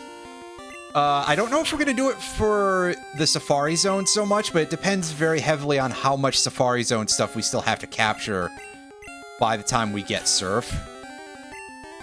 It'll probably be a lot, so the answer there is probably going to be, yeah, we are going to do that for that too, but we're definitely going to use it to stock up on some Master Balls, and also to get ourselves into this thing actually hitting me for once. Come on. I know your accuracy is like as low as possible, but break through it and put me to 17. That's not great. I'm gonna just kill this now to reset our defense.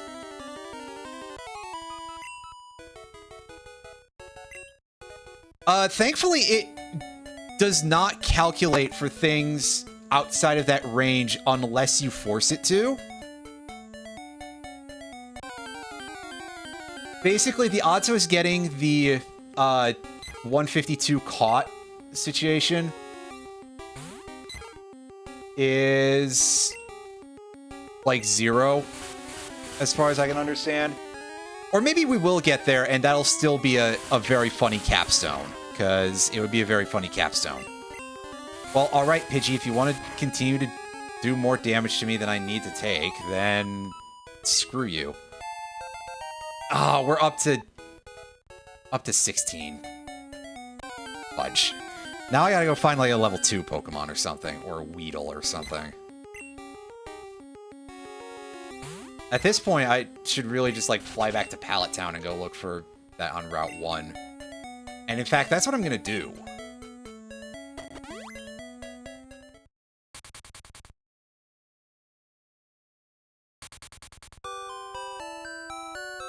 I suppose, technically, if we want to make absolutely certain that we don't get the glitch with having captured a Pokemon that's outside of the range of the Pokedex, even though I, again, am fairly sure it won't happen, I can just go and, like, see a Cubone before I encounter Missing No, I guess.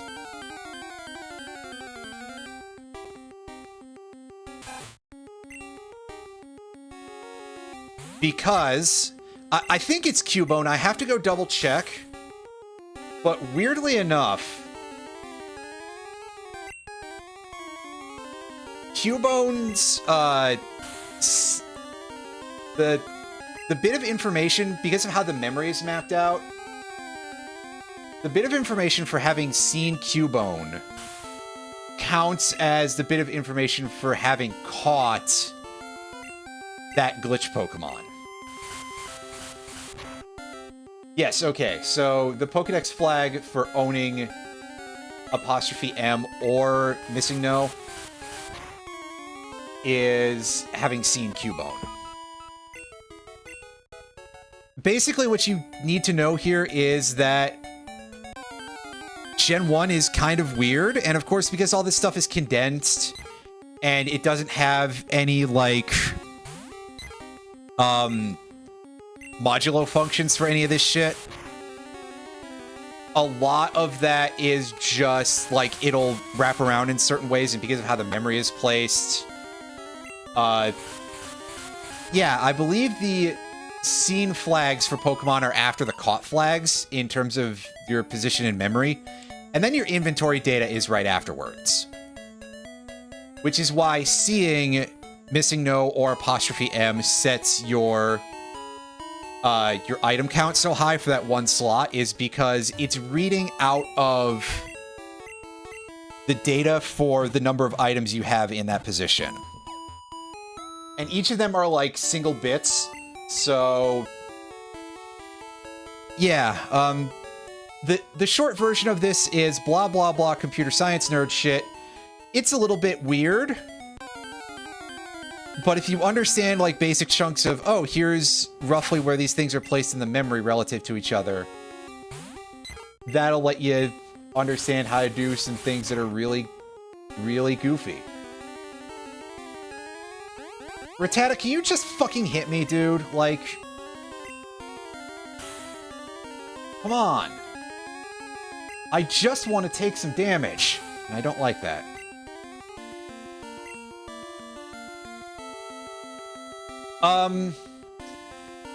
It might be better for us to go capture a fresh Pidgey that is at a much nicer set of HP for us, because, yeah, that is a thing that I thought about, was, like, go try to find a Pidgey that has 15 HP to start with.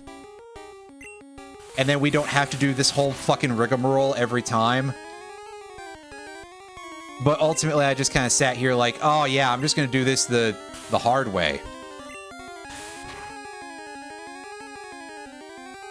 And if you pay attention to how our pattern of things got laid out for this, it does become a little bit silly on some level. Lieutenant Surge's gym lets us fly outside of battle. So there's that makes it easier for us. I don't have a Pokeball on my person. I should go get one. So that way I can actually do that thing I just said to Lears. Oops. I mean, or I can just switch a bunch. I mean, I guess so. You put it that way, I was gonna say, wow, you put it that way, he sounds like a bad guy, but I've said it before that I think it's quite interesting how there's, for most of the gym leaders in Gen 1, a bit more of like a sense of malevolence to a lot of them. Not all of them, obviously. Like, Erica is just stoned. And that's basically her deal in every generation.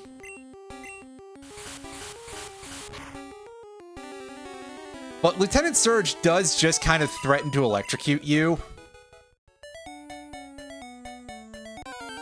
And if you read some of the manga tellings of a lot of the series, some of the characters like Sabrina and I think Koga were members of Team Rocket in the Pokemon Adventures manga. So that's kind of interesting. Oh, see, I've just made this thing more complicated for myself by trying to chip these rats down.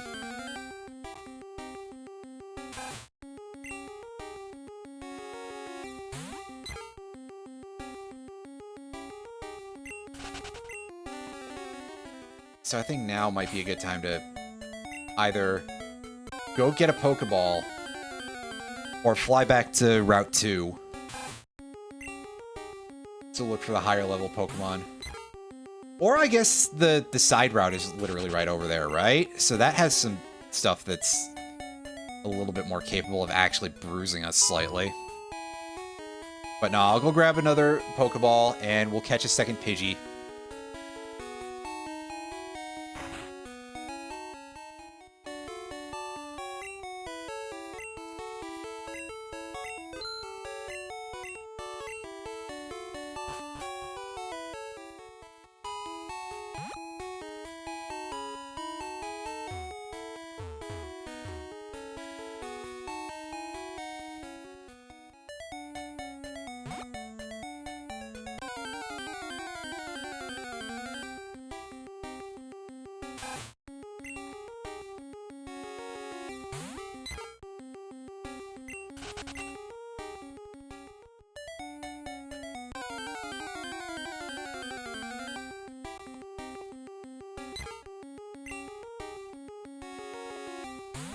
Okay, it's level 3, so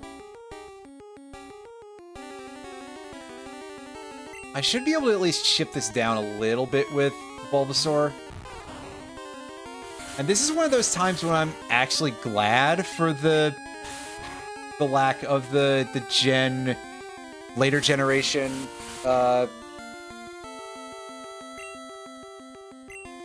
quality of life stuff. Like, yeah, being able to get experience for capturing Pokemon is cool. In a case like this, it would be a huge imposition, actually. Because we kind of want to keep Bulbasaur where it's at, because it has the appropriate special stat of 16. If it levels up, it will not.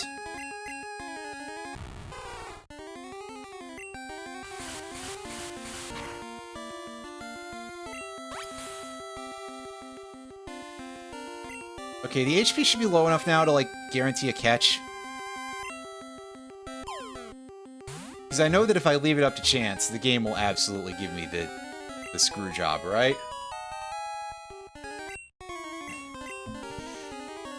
Alright, this one can be named Mule, because to be honest with you, that's kind of about the appropriate description of it.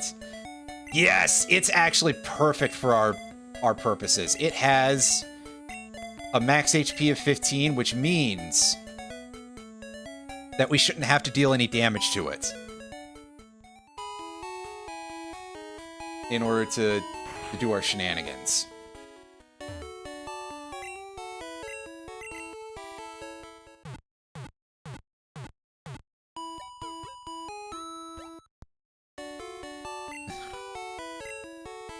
Oh.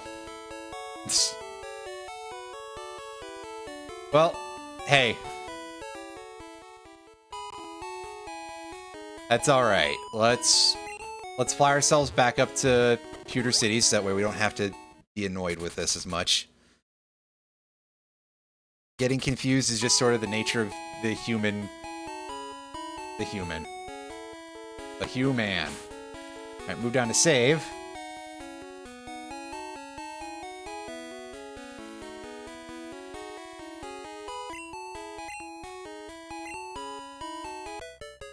Oh, I didn't press the start button in time.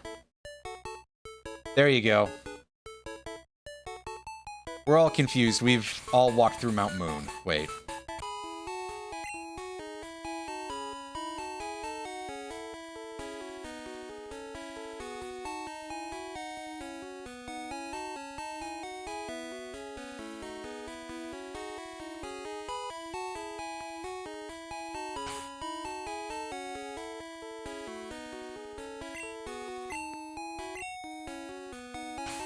There we go.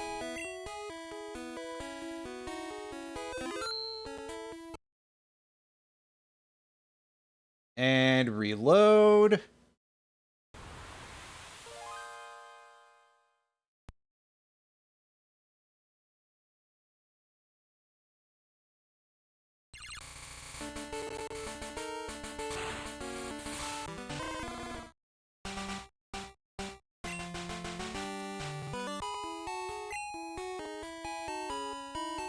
Hold the right button and go this way. Flash the thing. Roundy sending me the raid. Thank you very much, my friend. I caught a small amount of the serious business. How serious is that business? JJ, yeah, we're doing some Gen 1 Pokemon, and we're doing some very funny shit, as you can see. My goal with this run of Pokemon Red is to be able to capture every single Pokemon. All 151, but I'm not allowed to use a link cable, and I am not allowed to use any cheat devices. I'm doing this through the pure power of using glitches.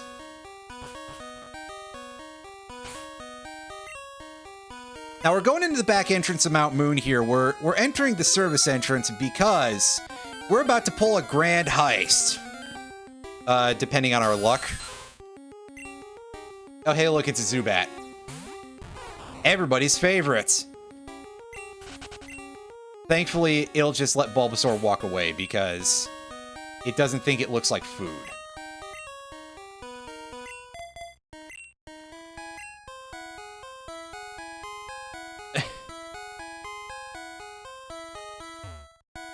Now, assuming that I've done this correctly, down, left, A.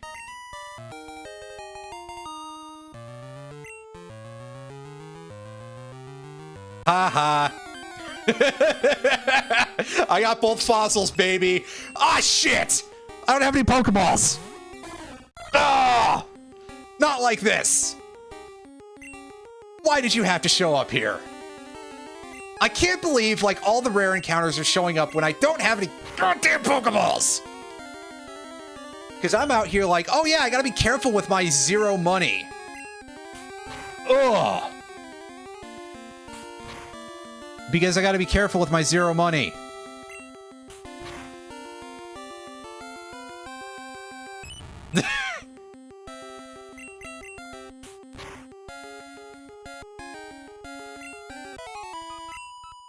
It's alright, I stole both of that asshole's fossils, so, like... We're still on top, baby! I'm okay.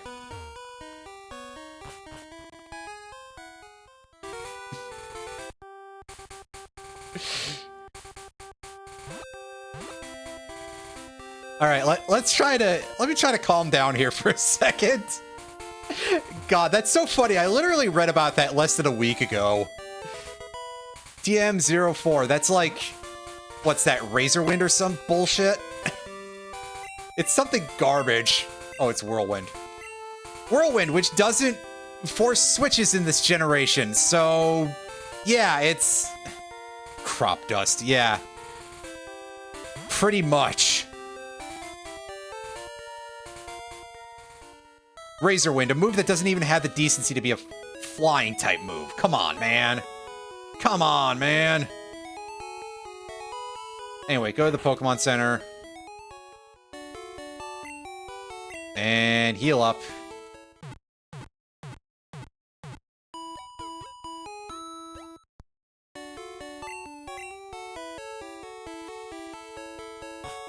So let me tell you what's really cool about that most recent Brock Through Walls.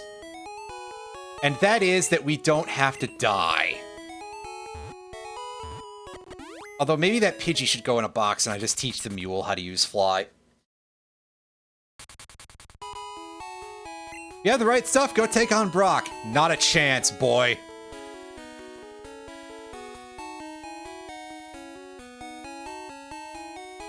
Brock, who the fuck is that? What does he let you do? Use Flash? Ew.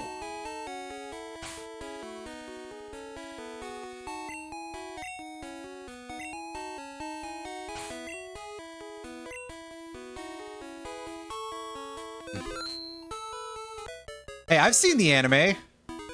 Part of it. It's comparatively a sensible explanation, man.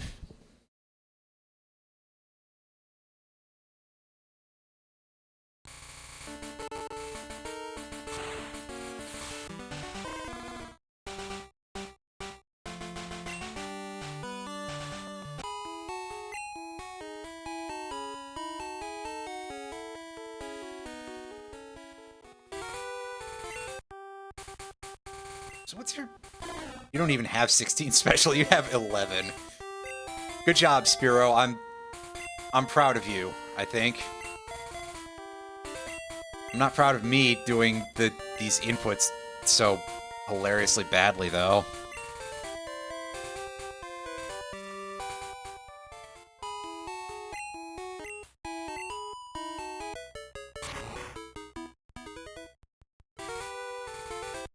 Anyway, that guy cropped us a little bit, and we make our way over to... the place I'm going now is the cycling road. Because I do need to both go to the Safari Zone in order to pick up Silph, and have Fuchsia City in my flight register.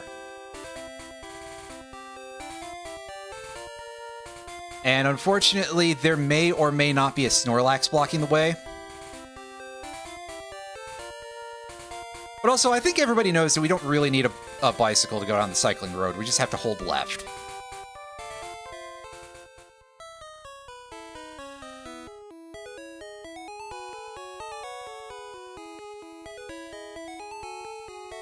I am, however, going to take a quick pit stop in Saffron City and see what the status is of how blocked the Silph building is. If we can get in, or if the blockade is... Basically, is the blockade on floor 1 or outside? And I believe we can just BTW our way into Silph. Which is great, because guess what we're gonna do? We're gonna bust in through... just walking through walls. Eventually. Not right off the hop, unsurprisingly. We have some stuff we need to do first. Bye-bye, Snorlax.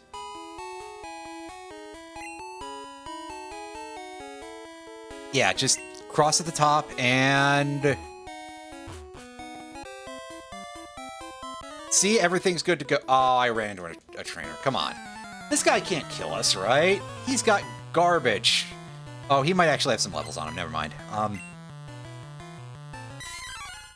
I'm being kind of a dum-dum here, but...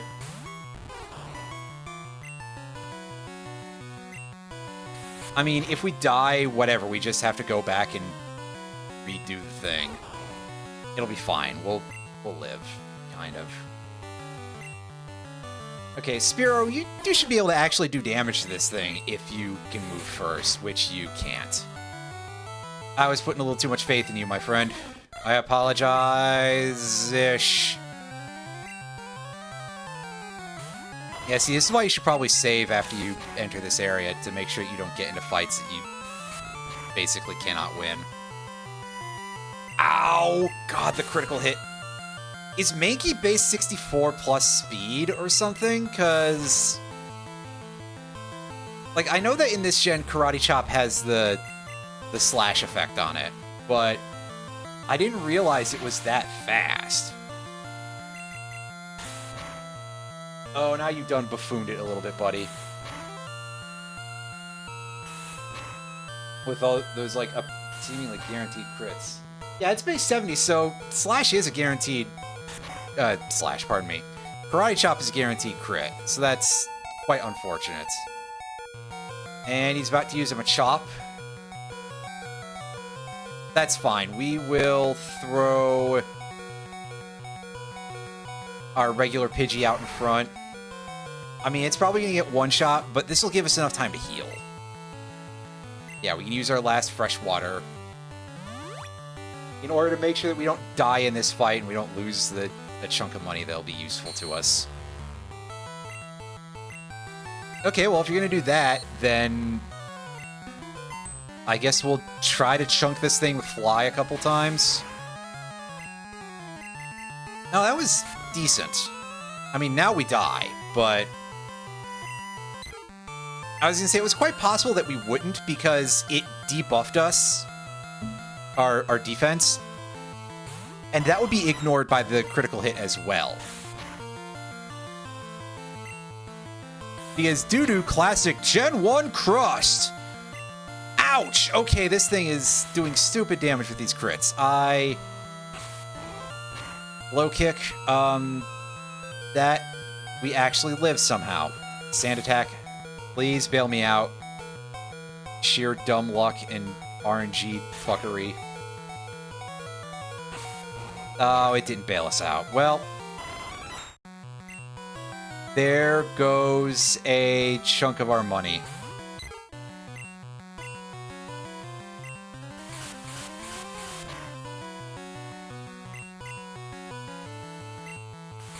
Unless the RNG starts to happen now, in which case I'll just be, like, upset, actually. I'll laugh, but I'll be upset, you know? Needs a training montage. Yeah, you're not wrong.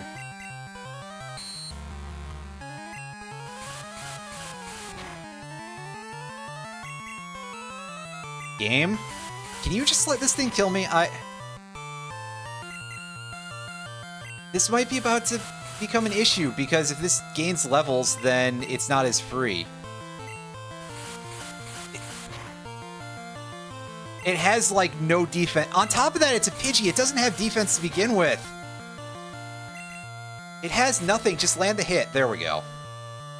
Yeah, I'm upset about that because I done goofed and I was moving too fast because I'm forgetful, but it's fine. So we lost some money. We'll get it back. Eventually. Although, yeah, I do kind of need to level up. Because we are encountering things at a higher level than I thought. I just don't recall what the level, like, breakpoints that we need are offhand. What's our money situation looking like? 1182.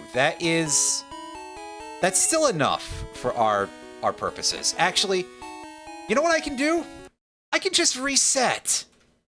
What am I thinking? I don't have to take that shit lying down. Yeah, there's... the Meowth is going to take us a bit to get, unfortunately, because I don't recall where we can properly get a thing to get that with Trainer Fly. Because, hey, yeah.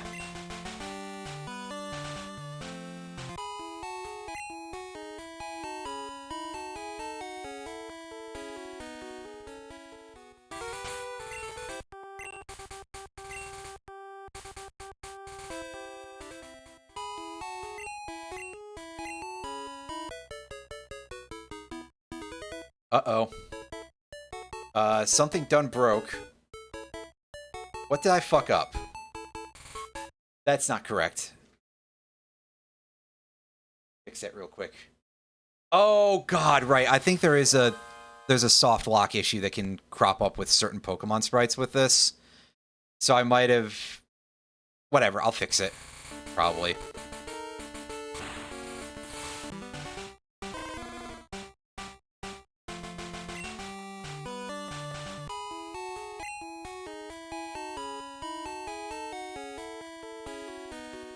Unless something really weird has happened.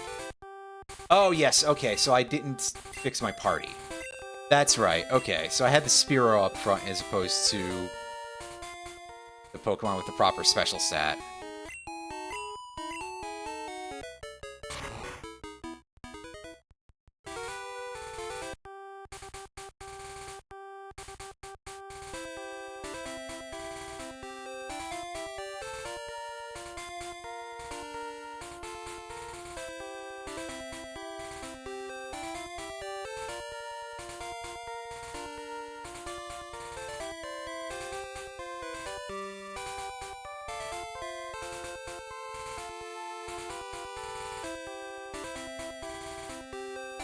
Hold on, I can pause here, right? And I can,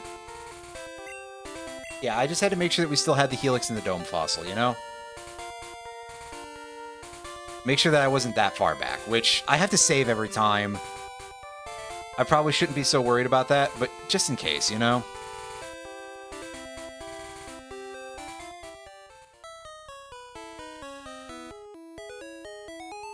And careful with these trees. That, I think, is out of bounds.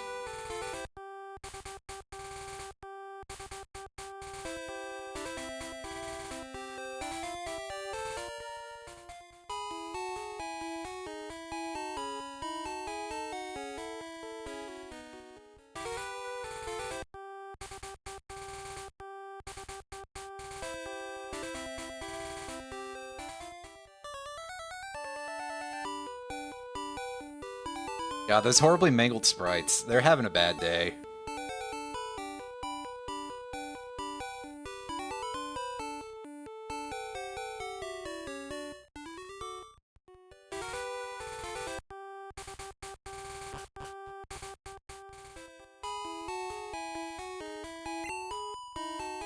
Hey, look at that weird old man up there that's not supposed to be there.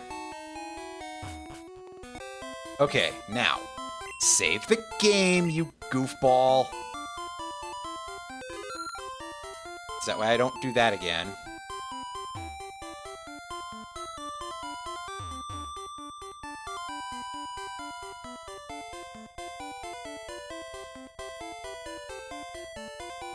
I believe there's a hidden rare candy on Cycling Road, which is kind of helpful to us because we do want a rare candy eventually for reasons of being able to speed up the part where we have to max every Pokemon's level.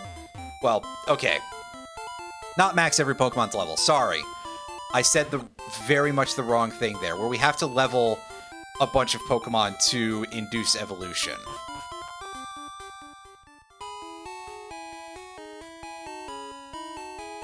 Yes, thank you, sir. I don't know how you think I got here, but let me tell you, it was potentially some sort of voodoo or something.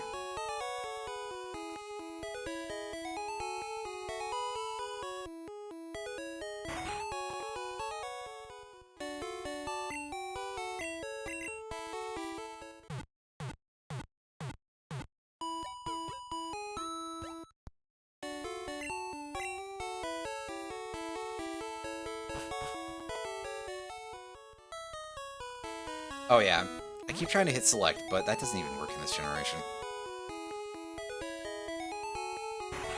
So, that's not the right place. That's the Warden's house, I believe? We can get into the Safari Zone without cut, I'm pretty sure. If not, I'm going to be really sad. Very weird if I couldn't.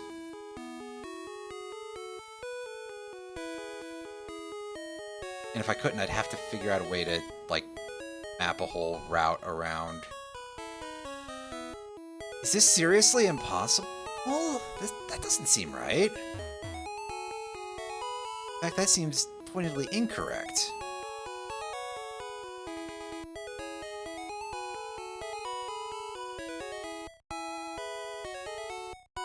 No, I'm just being an idiot.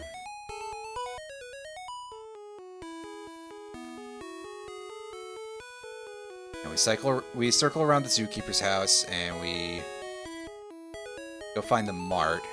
We don't really need items at the moment. Not for our purposes, anyway. Let's go over here and...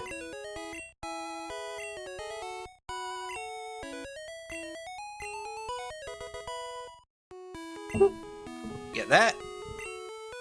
So I'm going to save real quick because I do not remember the route through the Safari Zone very well, so I gotta pull up a map for that. And basically, I want that on hand in case I kind of goof it and go the wrong way. We need to get Silph, is the thing here. If we pick up any other Pokemon, that's nice, but it's not like a super requirement. The sheer amount of Pokemon that we require from this location is very few, because we can get most of them elsewhere. With the exception of, like, Tauros.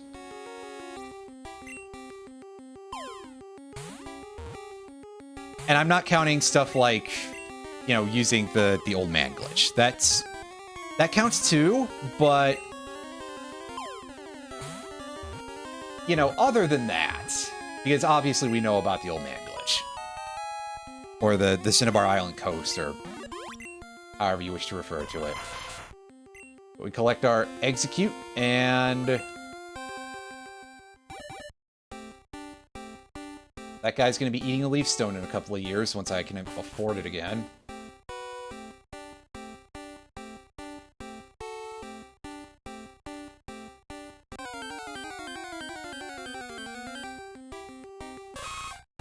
Oh hey, Nidoran male.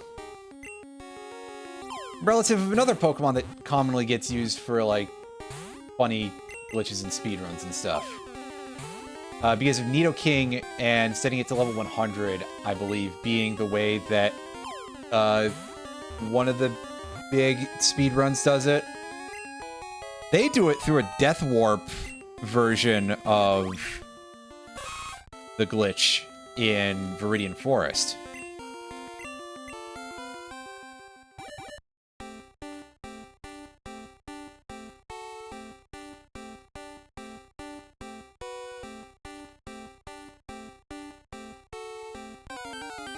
There's an item over here, but I forget what it is. Still, it will be worth money, so that's, at bare minimum, kind of useful. TM37. What are you? Egg Bomb. Ah, yes, a move that exists for some reason.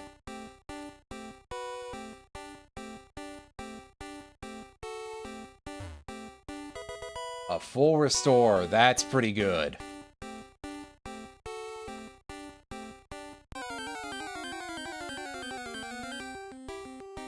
I was hoping to see, like, Tauros, mostly. That puts us at map... no. Yeah, that puts map... start again, right? But no, that's the bottom left corner of this map. Move forward, I believe we want to go...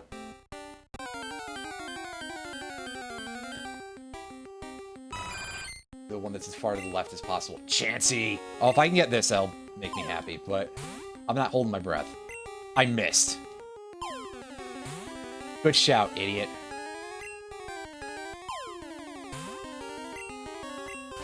Open your fucking eyes, dude.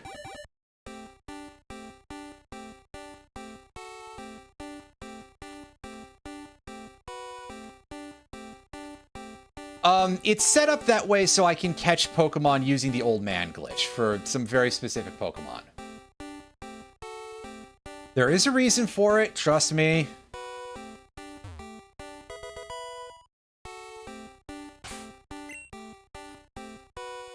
Yeah, no, we're doing some goofy shit here for sure. And this TM is Skull Bash, which is a move that you just never see anymore. Like, period. I mean, Egg Bomb has that going on too, but Egg Bomb at least has sort of an excuse because it's like, well, there's not many things that involve eggs anymore from a design perspective, but Skull Bash? I don't know, dude. Paris, will you get in the damn ball?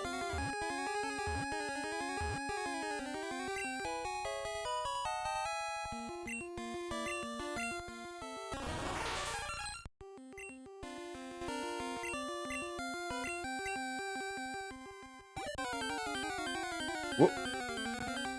Another fast encounter. Unfortunately, it's just a Nidoran male. And we've got one of them already. Pick up a protein.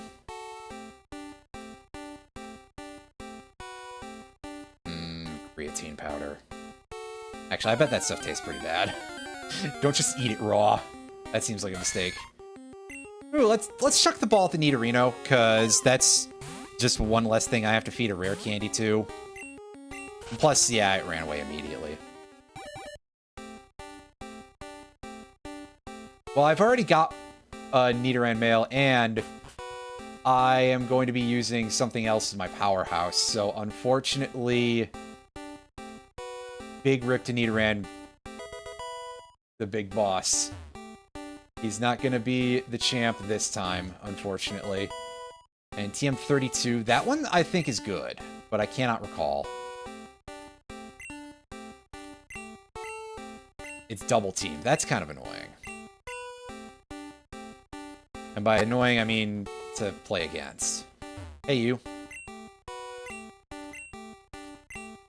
Hey, we're in the secret house. And that is our Silph HM. Hell yeah.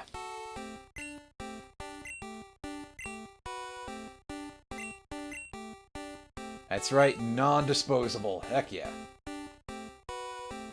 Area 3. Anything big to capture here? I mean, if we find Doduo, that would be nice.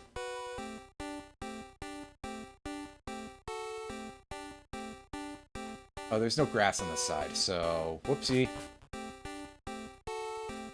Area 2, I think, is where we're at now.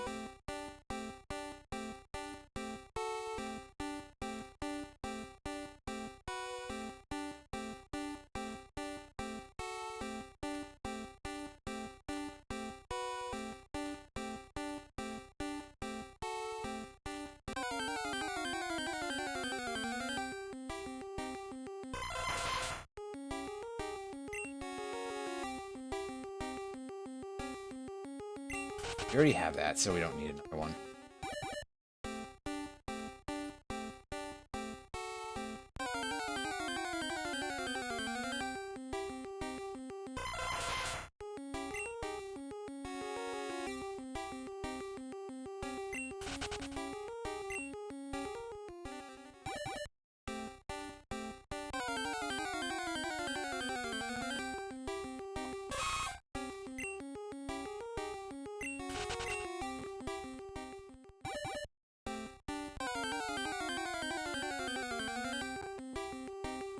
Ooh, Rhyhorn. If we can catch that, that'll be nice, because I don't know offhand where else we can find one. Other than the Safari Zone. Yeah! One and done. That is fantastic, because usually Rhyhorn is an asshole to catch.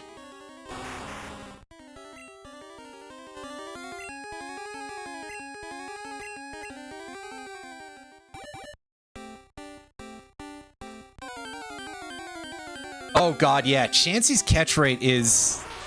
Well, it's low enough that we were missing, so... That ought to tell you something.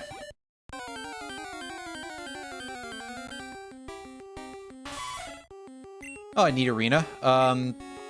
Definitely would prefer for it to be unevolved, but if we can catch it, that's still nice. We were in here to get Silph, which we will be requiring anyway. So I'm basically just taking advantage of the fact that I've already spent money and taking whatever the game will give me. Yeah. Yeah. You know, it's just a nice little extra in addition to the 2 HMs, because we did also get the gold teeth, so we can go turn that in for strength, which we need later on. Obviously, we don't need that for a long while, but for the time, you know, for now, we do need to do this.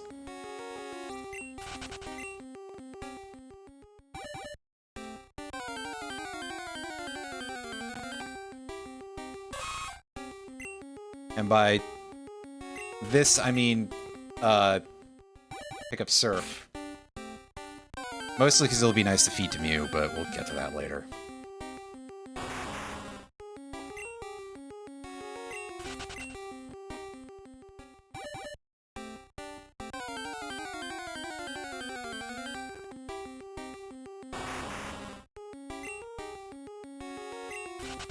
Rest and rip, no Doduo. I love me some Dodrio. It's actually a pretty alright Pokemon. A lot of the birds in Gen 1 are kind of like... but Dodrio definitely puts in more than its fair share of hours at the...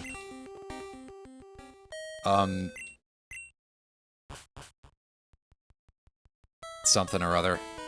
Anyway, we got our gold teeth, we got our HM03, and we got us a couple of Pokemon, so I mean, that's pretty nice.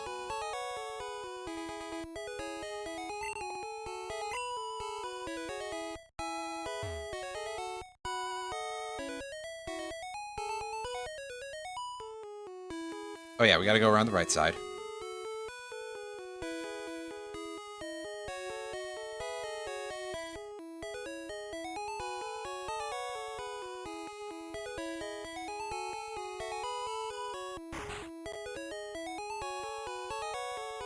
Hey, dude.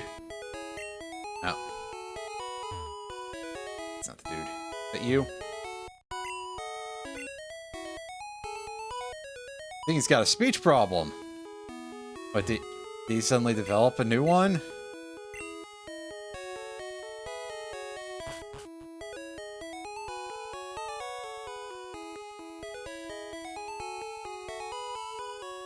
Oh yeah, I guess it'd be in the Warden's house, not in his office, right? You can tell I don't remember a certain amount of things from Gen 1, because I am old and forgetful.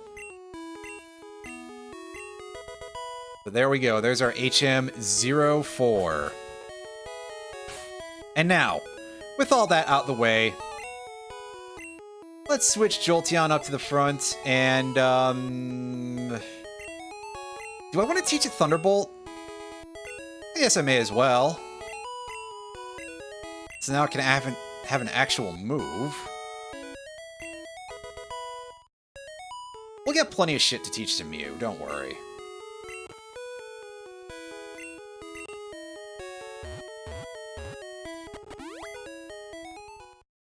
Fly to Cerulean City, and...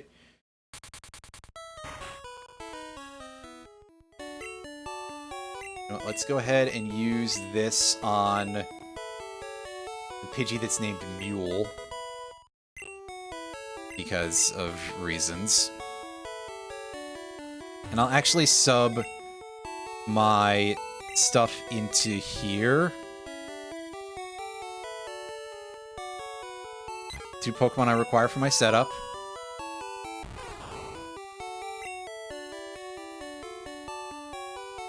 It's certainly something to that effect. I'm not necessarily using the most ideal of anything because well, unsurprisingly, if we're going to pick up a Mew at some point, that's going to end up being our much more ideal Pokemon, but we'll deal with that when the time comes. For now, we got a fight to go get into. Actually, we got quite a few fights to go get into. And the first thing I gotta do is give this guy a big swirly.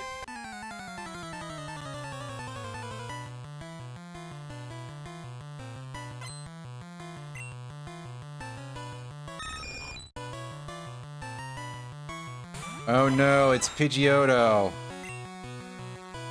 Whatever am I gonna do except for make it fucking explode? Because, yeah, that is one cooked turkey, man. Ooh. It's still 2 months until American Thanksgiving, so, it's a little early. Like 2.5 months, really, but still. I missed the tackle, really? Come on. Plus, it's Abra. This will probably take it in one hit, especially with our 11 level advantage.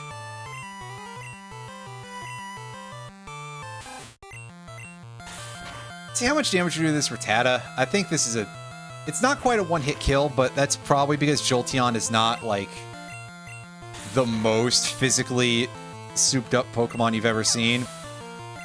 It's good, but Jolteon stats are primarily oriented more towards speed. Which is good, actually. It's still a nice thing to have, especially in this generation, where that affects your critical hit rate. Hey, take it easy! Ah, you relax, buddy.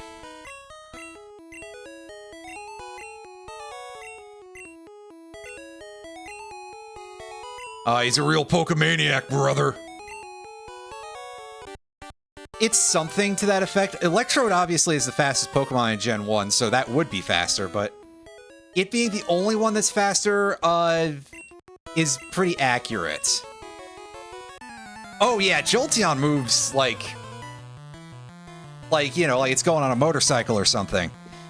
It's faster than that motorcycle dragon, actually, but as to whether it can do much with that kind of varies between games.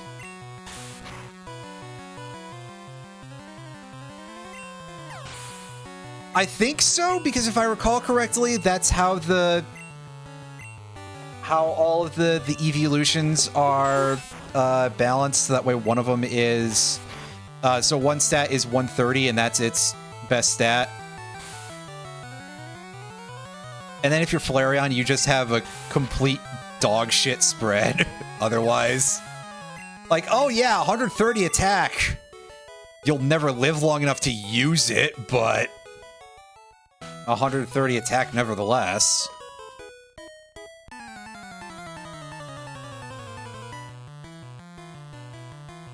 $130 attack, and it's only like stab fire moves that are physical are like Fire Fang and Flare Blitz.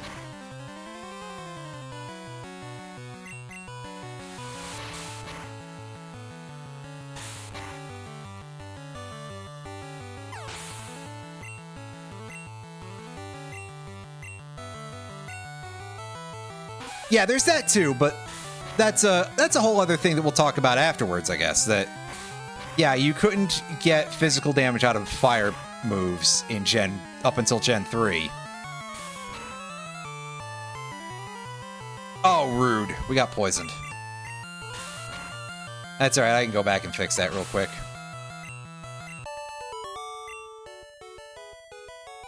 Thankfully, you don't have to take Nugget Bridge all in one go. Yeah, and a couple of other types that... Like, if you think about it, I understand the main mission of the physical special type distribution to ensure that there were an even amount of types that were physical and special. But Ghost was physical in Gens 1 through 3. And That's weird.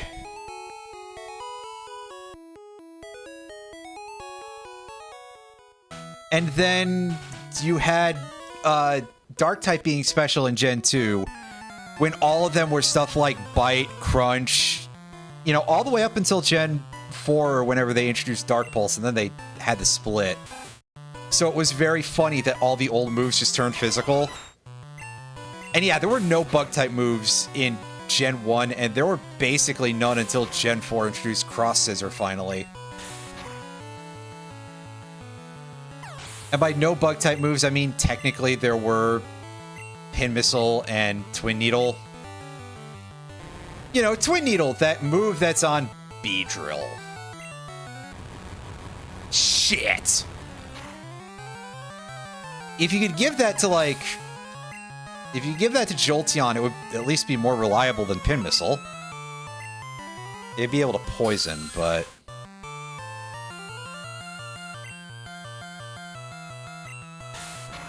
Yeah, ultimately, the way I feel that it breaks down... Oh, you jag off. He's doing this. Thankfully, we win the coin toss, and we're good to go. There is some reasoning, at least, as to why you would have Ghost be a physical move in Gen 1, because the only Ghost-type attack that you had that did normal damage calculation was Lick. Yeah, he supersonicked us, and we lost the coin flip on getting hit by it.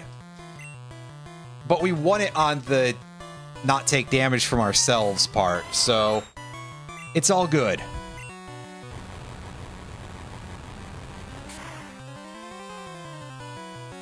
Everything worked out fine. And I was only briefly upset for a reason that ultimately was fair on paper, but we got away with it.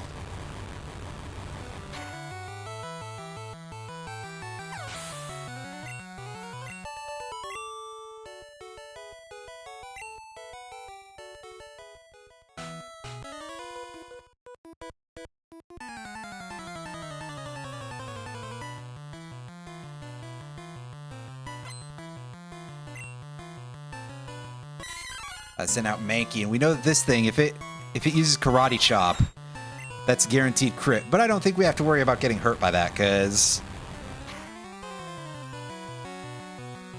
Whoa, head explosion be upon you.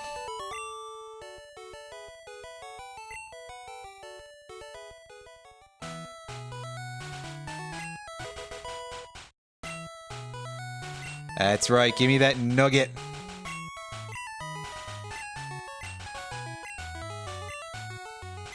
Come on, join us. I'm telling you to join. Okay, you need convincing. I'll make you an offer you can't refuse. A reference kids are not gonna get. Wait.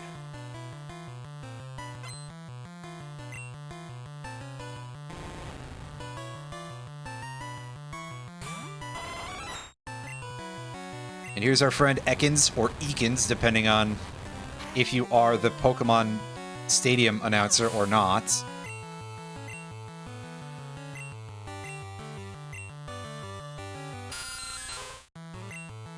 But we're going to absolutely toast all of this dude's Pokemons. I don't think any real people have ever said it as Ekans, but the announcer in Pokemon Stadium says a couple of the Pokemon names really weird. I'm going to assume that it's because of, like, just not having the most standardization at the time. Alright, so we'd like to load this dude into memory for ease. Ah, I screwed it up. Maybe that's not the strategy, but we'll find out as we take some shots at this. Yeah, so I don't have a reset hotkey for this emulator. I don't think it has one, but it's the GUI that's used for Same Boy. The color pattern is based on the one from the Game Boy Light, which is what I use for, like, the pattern for all of my, you know, loading screens and shit. Alright. let's get our asses out of here. Fly. And off we go.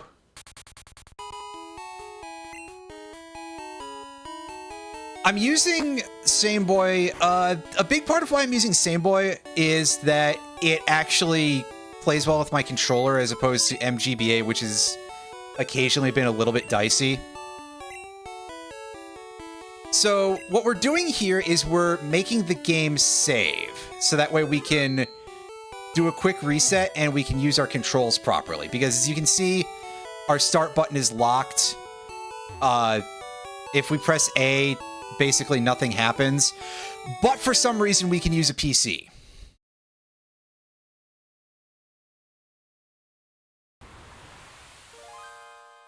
However, we haven't fixed the other flag that was set by the walking trainer. And in order to do that, we're going to have to get led by the museum guy here in Pewter City. It might work with certain other NPCs, but this is just what I've read as being the way to do it. So I'm going to use that. I love the look of the Super Game Boy.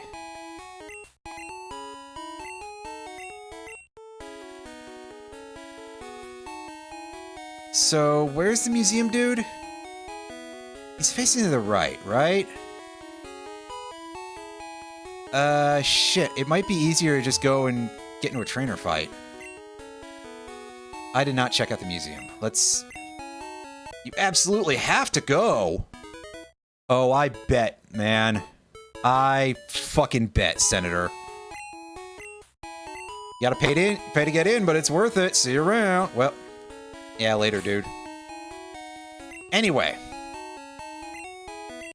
We're free now, which is great. We can go and do some fun stuff, and in my case, that's going to be picking up some great balls. Unfortunately, doing this, we're doing this pre-Master Ball, so things are a little bit crustier in terms of what we can do here, but I think Great Balls are the ones that actually have the best catch rate for this era, actually, come to think of it. So, yeah, we can buy some Great Balls. It'll let us page all the way up to that for some reason, which is funny. 6 will be good. We can block through walls over to Cinnabar. The problem is we don't have a Master Ball to clone.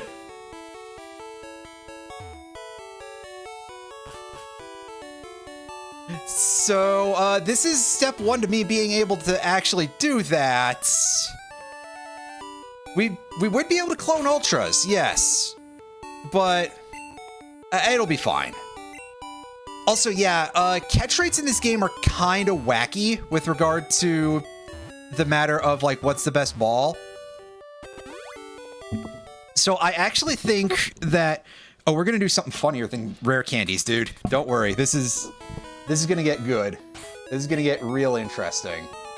I believe, anyway. I just need to take a look at my Pokemon's moves real quick and see who's got something that will help me out here.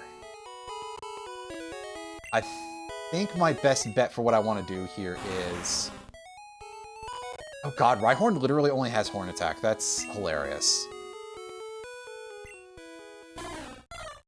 So yeah, my goal here, I guess I'm going to be leading with Spearow for this one. Alright, now, please, for the love of all that is good and only slightly crusted, let me be able to growl this Shelder 6 times.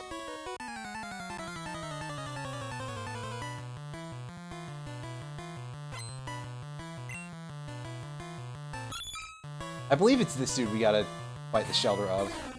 Oh god, his Pokemon are actually leveled.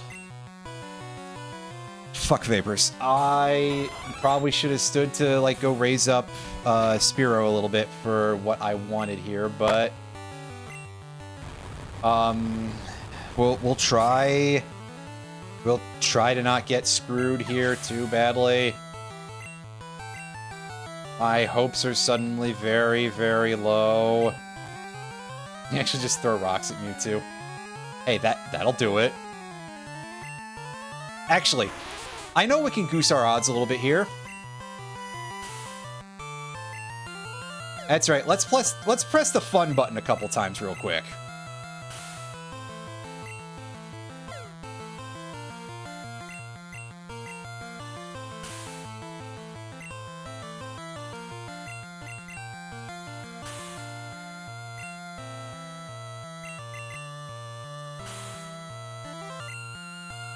Is that enough? I think that was 6. No, I need one more. I just want to knock its accuracy as low as possible.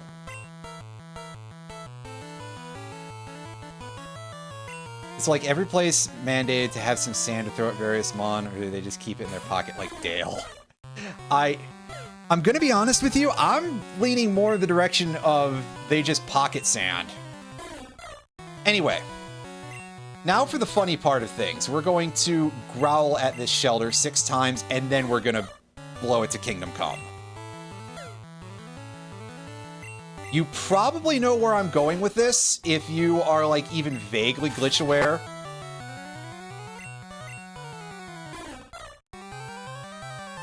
Pocket sands. I mean, do you just, like, pull him out and he shoots a massive bullet hell at your enemies, but he only has 1 HPs? So you gotta be careful of that weapon breakage.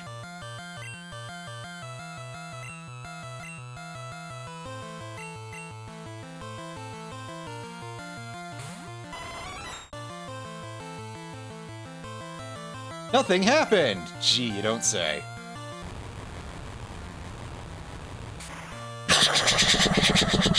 What a fun noise. And it's a crit! Oh, that thing is so dead! That is quite possibly the deadest anything has ever been. Oh my lord. Oh my Lanta. Well, I'll put Paris up at the front here for...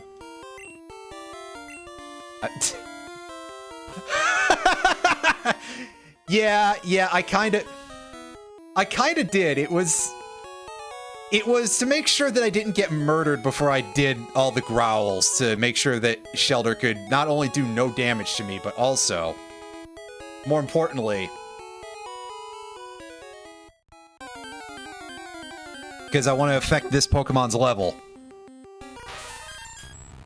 Hey look everybody, it's a level 1 Mew! That's fucked up! You don't see those in the game very much! And I'm gonna show you why very soon. But, this may, in fact, be a time when I should be save stating for testing purposes. Yes, I know, save stating, but listen, do I have a save state option in Same Boy? Emulation options. I may not have a save state ability in here, so... I didn't realize that. Probably because I very rarely use save states. Yeah, I think our Gus is gonna murder this thing, so... Yeah, alright. Great Ball and Prey time, everybody.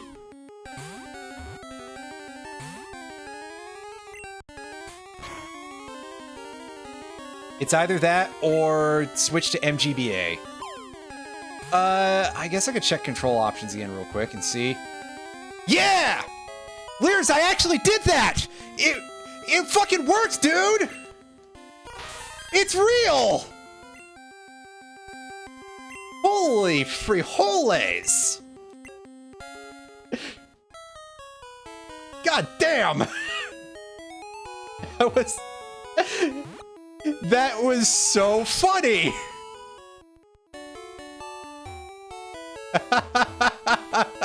Oh my goodness. Well, hey, you know what? Execute. You don't evolve by level at all. Get in there. And withdraw Mew.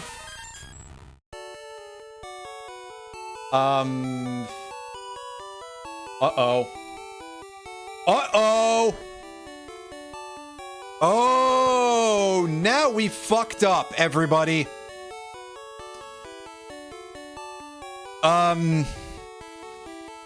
Okay. So... I think that what happened is that it tried to recalculate the experience, and it just kind of made the game shit its pants. Because right now, Mew's experience is negative because of how its experience formula works. This is why you never see level 1 Pokemon in Gen 1 or 2, because they cause problems due to some bad math. And basically the trick here is that if I gain enough experience to not level Mew up to level 2 afterwards, it will underflow and its EXP will be so high that it will immediately skyrocket to level 100. I'm pretty sure we all kind of know how this works, but I just want to put that forward as a notification for anybody who's like, I don't get it, dude. But there you go. Oh boy, I'm kind of tempted to switch over to MGBA just for this part. Just so that way I know I have save states. Because I otherwise do not have save states. So, alright, let's... Got MGBA in a folder still, right? Yeah, I still got Migba somewhere. I just gotta find it.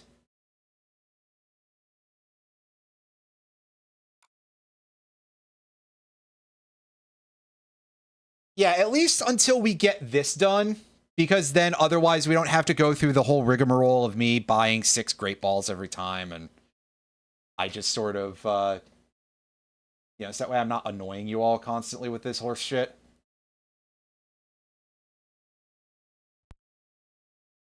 So my keyboard should still be set up for this, right?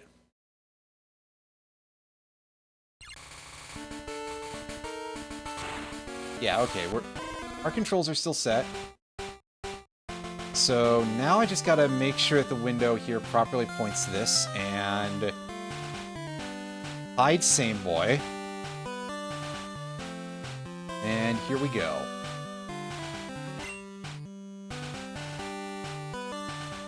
Oh, right, we're over here. Okay, yeah, start button is that one. Let's go find the museum guy, get guided around, and...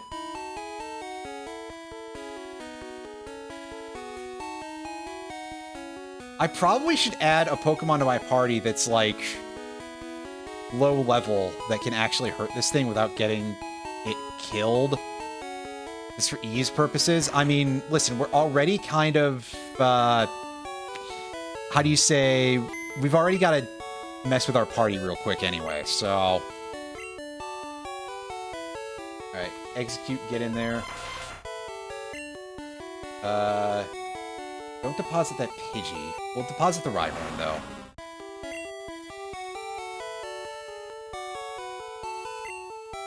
Now Mew will be annoying. Yeah, pretty much.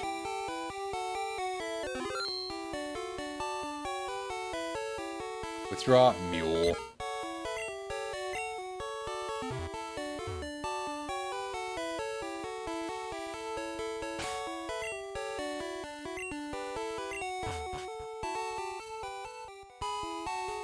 I'm sure a wealthy mule farmer like yourself... Wait. No, I didn't check out the museum.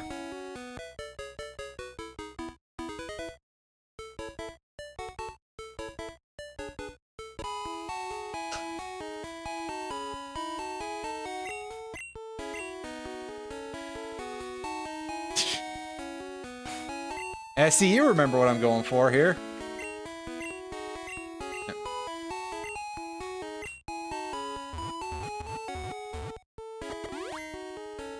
Fly out to Celadon.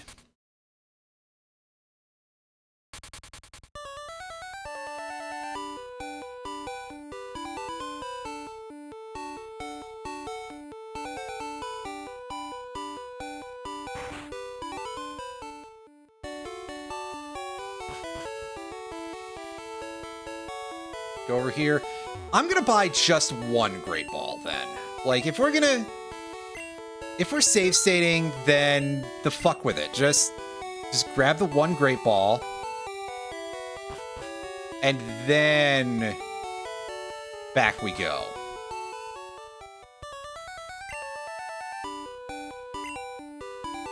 Oh yeah, you don't have Fly. It's the other one that does, right?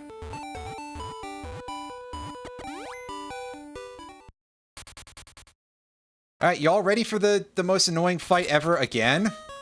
And by most annoying, I mean it's genuinely not that annoying. It's just slightly frustrating. It takes forever. Of course, it's rough and it gets in everything, or however the sand speech goes.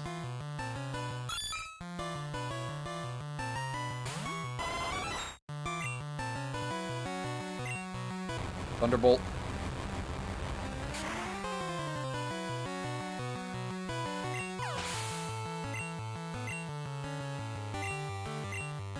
Have to use Shelter. Yeah, no switch yet. Because we're just gonna sand attack it a bunch. A bunch!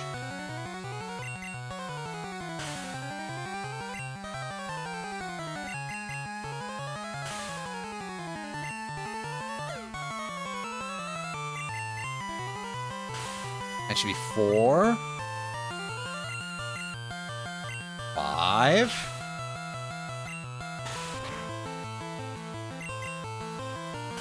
And 6.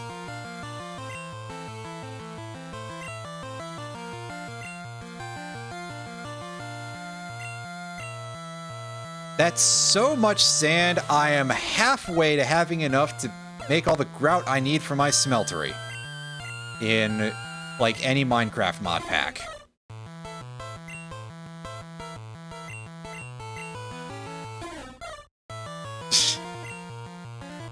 Yeah, Lears, I really wish that we could have, like, a group to do shit with that, because... Listen. Also, I do every once in a while just get enough of the building itch that it would be fun to just have something to do big, cool-looking builds in. Maybe one day it'll become a reality. Or maybe not, for all I know.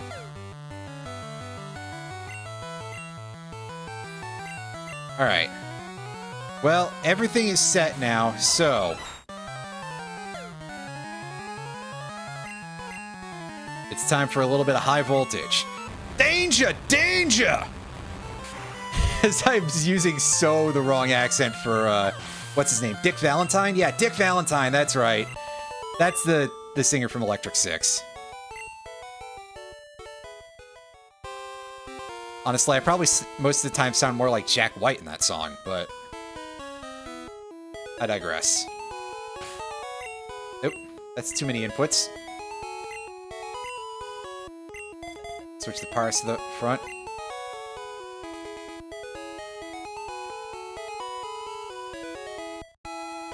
Yeah, Greedycraft kind of ended up stonewalling us because of shit-bissel shit. And, like, a lot of the Greg packs are pretty interesting. I do love the, like, big-time machines. It's just, damn, that really does require, like, you know, a big crew of people to do that with you, right? It's like you need a whole team of engineers for that.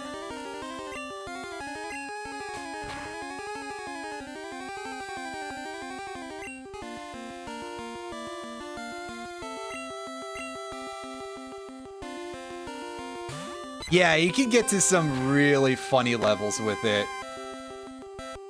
So, where's my save state? Oh, there's like an interface. Oh. I was clicking on the OBS instead of the emulator. That was stupid.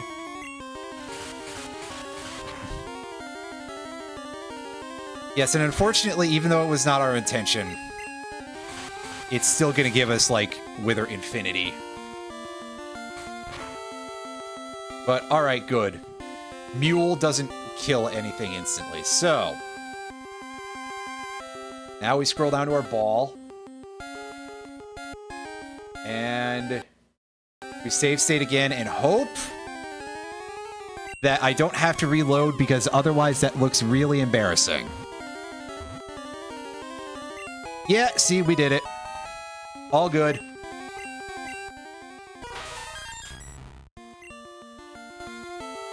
Give a nickname to Mew? Nah, I don't need to do that.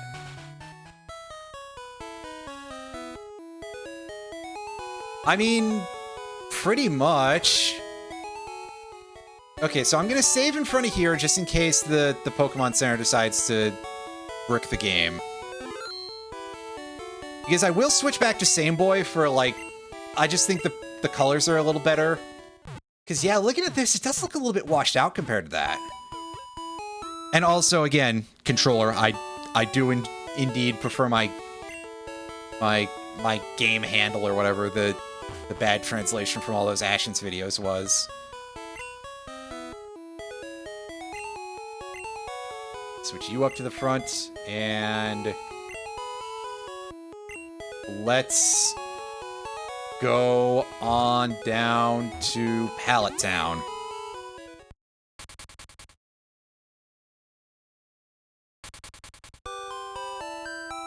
Yeah, like, this color set does not look correct. I don't know if it's just me. Probably is, but it's too late for any of that.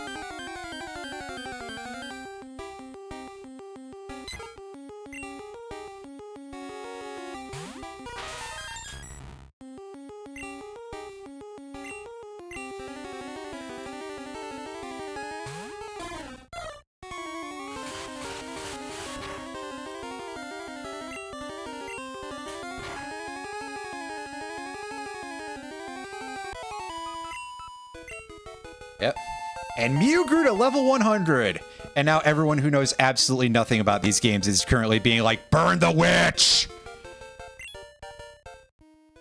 Anyway. We got what we came here for. Save. And we're swapping back to the other emulator. Yeah, no, Mew has skipped out on all of its moves. Which is a bit of a shame, but in the long run, it'll be fine. We'll just teach it, like, Surf and some HMs and shit. Yes, it was an EXP underflow that we did. Oh, yeah, use the controller, you idiot. That's why you switch back to the other emulator, you fool.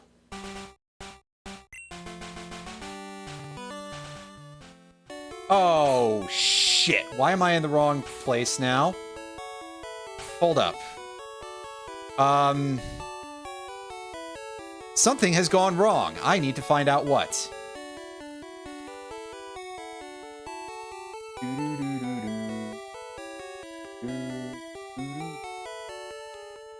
Okay, so my .sav is literally right there, so... But it read from it earlier from the other emulator, so... Something is fine there, but... let me try killing it, because I did save properly on MGBA, so... Let's see if just, like, rebooting it will fix things, or if something is really off here. Or if it just doesn't like, doing stuff like this from other emulators.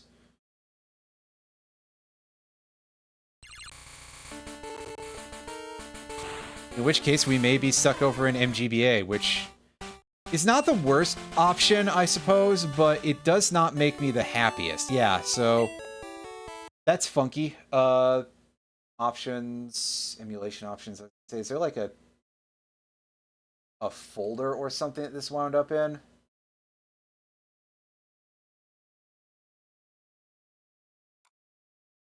Huh.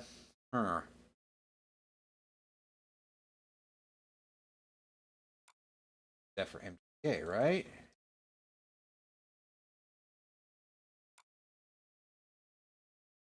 All right, well, I'm cracking MGBA open again, and we will see where we end up. Yeah, we might be catching Mew for the third time here. I said I'm cracking MGBA open. Hello, you Ding dong. Oh no, it did. It waited a while for it to actually show up.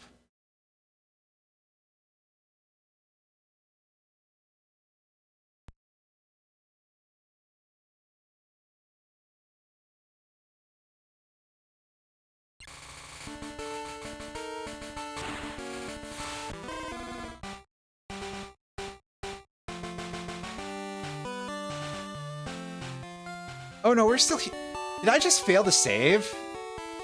I may very well have just, like, forgotten to save or something. Which would be incredibly stupid of me, but it wouldn't be the first time I've done something that stupid. Yeah, and then immediately we get an instant break free there, so... Do some more inputs. Fuck it, I'm B-upping. No good. It's back to being a lie. Yeah, see, this is why I save stated for this, guys.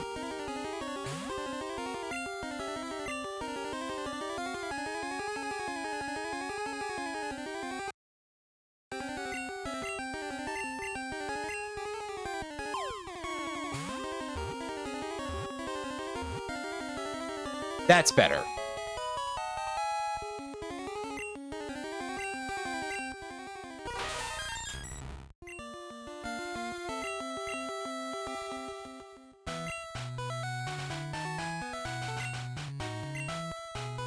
Switch to the front. Yeah, that's the thing, is that I saved in front of the Pokemon Center fellow just in case. So, what I'm going to do is I'm going to go in here. It's very possible. I'm going to actually close Same Boy for a few minutes here. And I'm going to save this, and then save state after I've done the hard save. And with this setup, I'm going to try and swap back over. Again, I love my ability to use a controller. So if I can preserve that, that would make me quite happy. For anyone who's like, why are you being so annoying about... It's because I'm very annoying. Wait. Okay, so it was off when we saved, right? Show it again. There we go. That helped.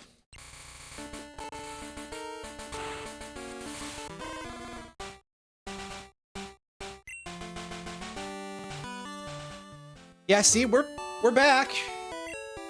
Everything is okay now.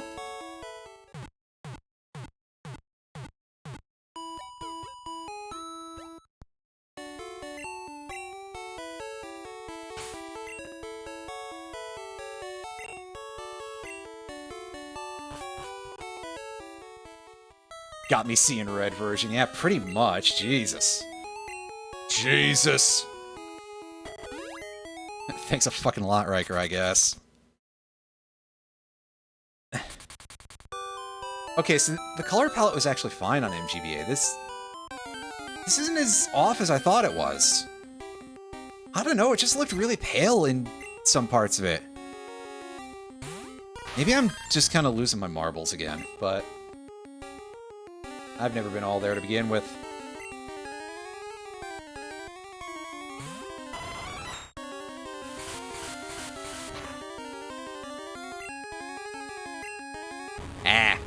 Well, let's roast this Pidgey horribly, and, you know, free meal with our level 100 Mew. Hell yeah, fuck yeah. You'll love to see it. Also, we should have ungodly amounts of experience here. Oh no, it's just maxed. I thought it would retain the fact that it would, like, be all the way up there, but not quite. Boo earns. We're gonna teach Mew Surf. Because, like, I'm not looking to make a competitive moveset with this. Come on. I just want to be able to do my funny business. Alright, head on down to Pewter City. Everything is awesome. Everything is Thank you for the $1 worth of bits. Everything is awesome, and it's all on stream. That costs $1.40 to purchase.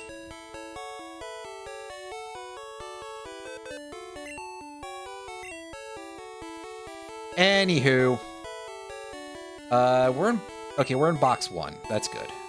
No need to do that. Just deposit this Pidgey that we don't really care too much about, except to feed it rare candies later.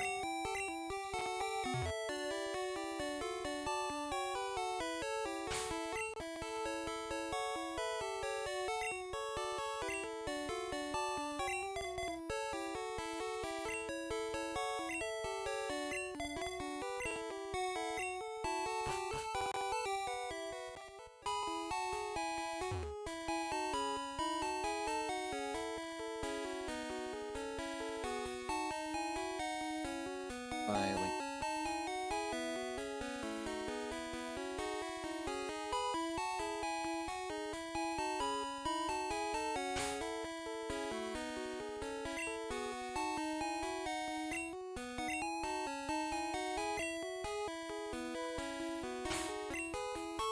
Alright, well, we're doing this for what is, I swear, very nearly the last time in this run-through. I mean, we're gonna do it another time, but it won't be today.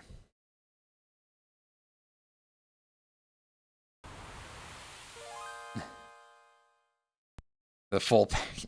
Wow. Hey, Alan, you ever played Saints Row 3? I feel like I've asked you that before.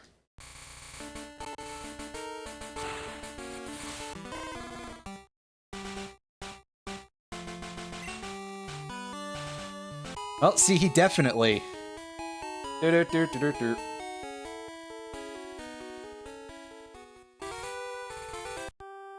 Alright. Flash that data and put that shit into memory, and...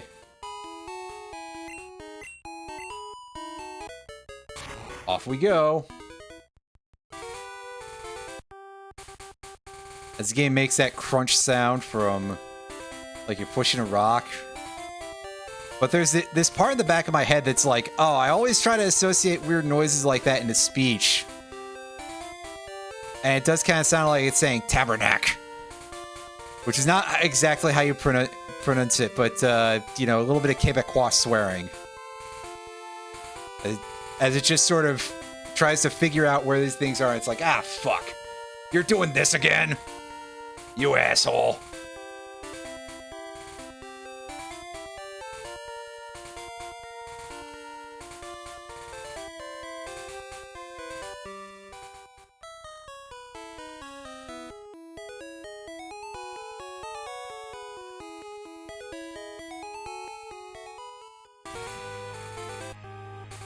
Hey, some more bits. Some more coins pulled out of the couch cushions. Thank you very much, Mr. Plasticillion. As we head on in to the Silphco building, just ignore that crapped up dude there real quick. I'm not Tassin, come on, that's a little too extreme. That's too much for my... bones. Okay, so we got a level 100 Mew. I've got a lot of attacks I can do with it. Like, I can press 60 buttons, basically. That ought to be enough to clear this place out, right? Unfortunately, if you think I remember how to get through Silphco fast, well, I've got some bad news for you, buddy. I don't.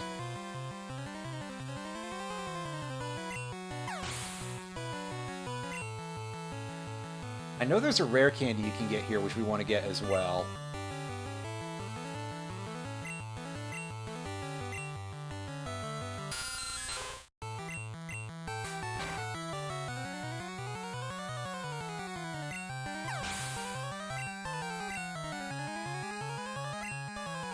I think there is, yeah.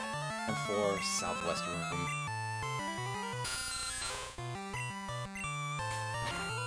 Alright, well, thank you for coming out, Mr. Allen. It was good having you here.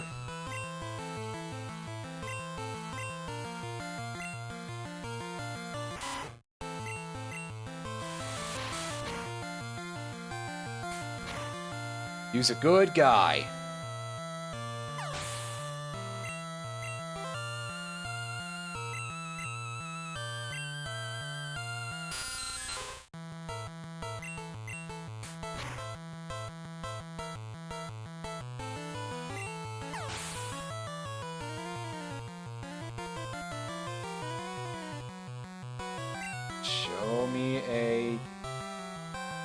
Yo, show me a map.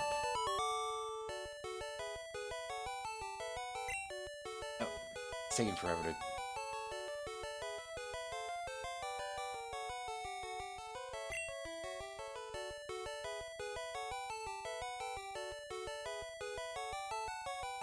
There we go. All right.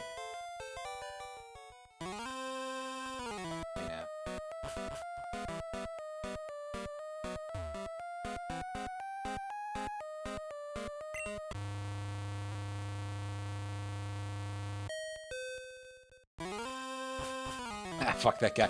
Wow, Brian. How you doing, Brian? Hope you're having a good evening. It says we have to see what the deal is. Or elevator, yep. Worked just drinking and eating. Gotcha. Well, hope you're having a good time there. Editing fast as 3 minutes. Hell yeah. Yeah, that's... We're getting a double session this weekend, yeah? If I read that correctly. Back-to-back days. That'll be fun.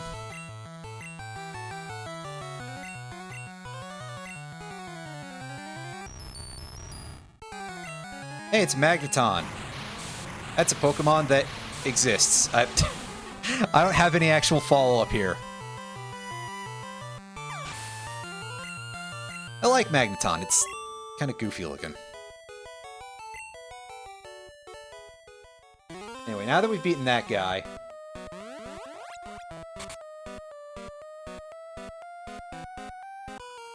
Oh yeah, he turns towards us, like, immediately. That's... Magneton, he exists. Yeah, that's... Magneton is one of those Pokemon that, like... Man, just wait a couple of generations. It gets to be real good. But in Gen 1, it's... Magneton really doesn't do anything, dude.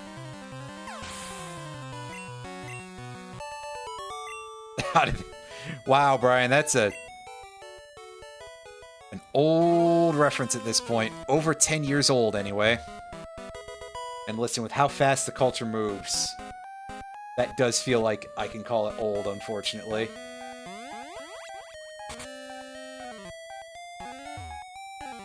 Oh yeah, there's a place to sleep.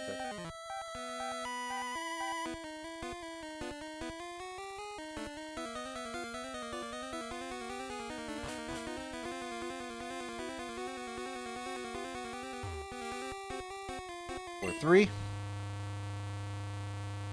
Yeah, I mean, hey, you're the one who said it, not me. But to be fair, we're all getting there, right?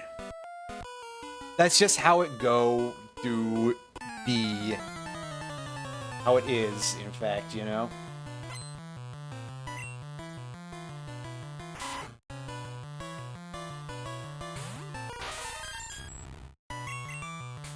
So we got to get this guy.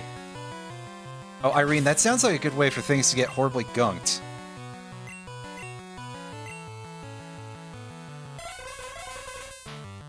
I guess as long as... Well, I'd say as long as nothing gets rusted, but... I guess most robots have a lot of aluminum parts in them now, right? Oh, yeah. Our Mew can just, like, one-shot everything at this point, Brian. So, yeah, that Raticate is getting... pounded like the sand. The sand that we buried that shelter in earlier so that way we could properly growl at it and set this Mew to level 1 so we could have it at level 100 already. But that's a whole long story.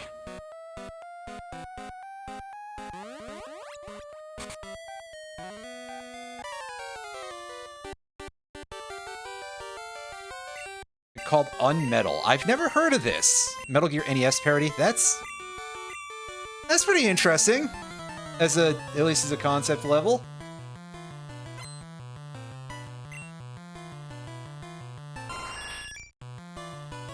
Oh, he's opening up with a Pidgeot. Wow, alright, dude. Good job, you evolved your Pidgey all the way. Now, maybe come in here with an actual bird and I might be, like, impressed. Oh, Wow, alright. We couldn't one-shot it, and we missed the second one. So, that's what I get for being an asshole to him, I guess. Anyway, Leards, by all means, if you feel like shoving that somewhere, go for it, and I can take a peek and be like, hey, that's something. I know what I would say after hey, just... Was it the cops in Earthbound that were, like, threatening to be like, we'll just go, hey, you guys, or something? As they just turned completely into Cosgrove, right? Hey, cut it out! Get that guy. We'll just turn that Alakazam into crumpled. Meanwhile, this Zard is definitely going to take maximum damage because we're going to surf it, because... Get that guy out of here! Get that shit out of here.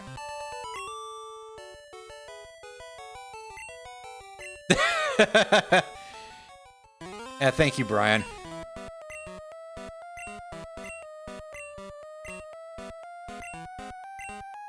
Oh, I'm sure all that information is actually in the Pokédex, Gary, and we can look at that without having to purchase the official player's guide, right?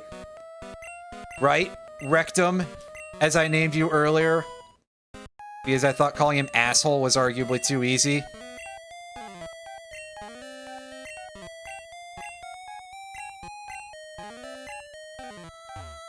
Well, thank you, buddy, but Lapras is probably not going to end up in our party anytime soon.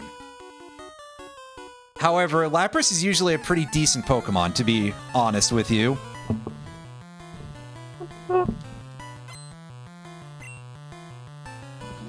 Ugh, excuse me. Readjusting in the chair, and my butt's going a little bit numb. You know how it goes. I've been sitting in place for like 3.5 hours here almost.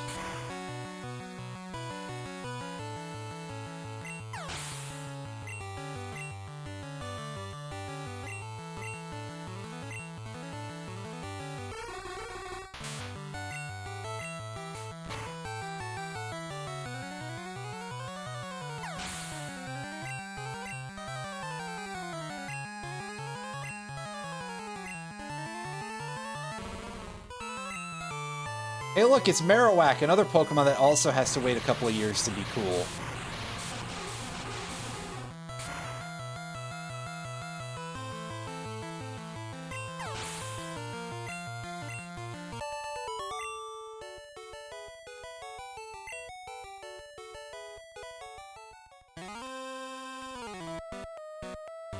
Alright, and now we shove this thing in here, and... This guy is acting like he knows who we are, but I'm sorry, guy, I've never fought you before in my entire life. And there he is, Giovanni, with his lack of color palette, so it's like he doesn't have a shirt on under that jacket, you know? It's not like Brock, who legitimately was shirtless. Not that we've seen Brock, but... You know, we'll get to that eventually.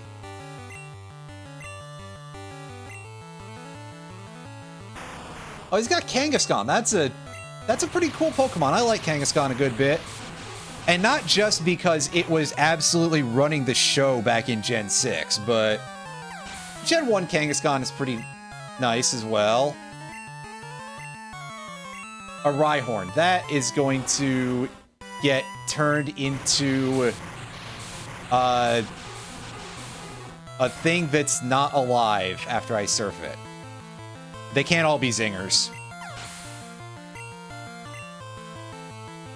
Or like Diehorn. Yeah, thank you. Brian, you've got a better joke than I do, that's for sure. Nidoqueen. That's a pretty legit Pokemon, but of course it's also like super duper weak to water, so... Sorry, dude. We're not letting that happen. Arg!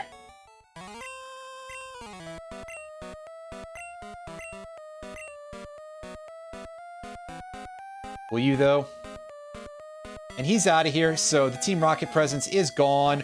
Oh, shit, right, he doesn't give us the Master Ball. It's the president of the company. Don't be an idiot. We need that.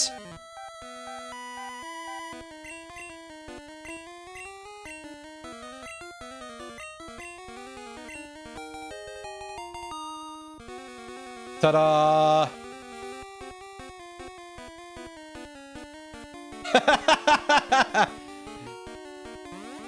Nice one. All right, so before we go, we're gonna go hitch a ride up to the 10th floor and go find us a rare candy. Because we're going to need that as well for the next session when we start doing item duplicating, because we are going to need rare candies out the ass to get this done. Or just ungodly amounts of time, which I don't feel like spending. I don't remember where on this floor the rare candy is, so this might take a moment. Oh, I think it's probably in one of those chambers over there.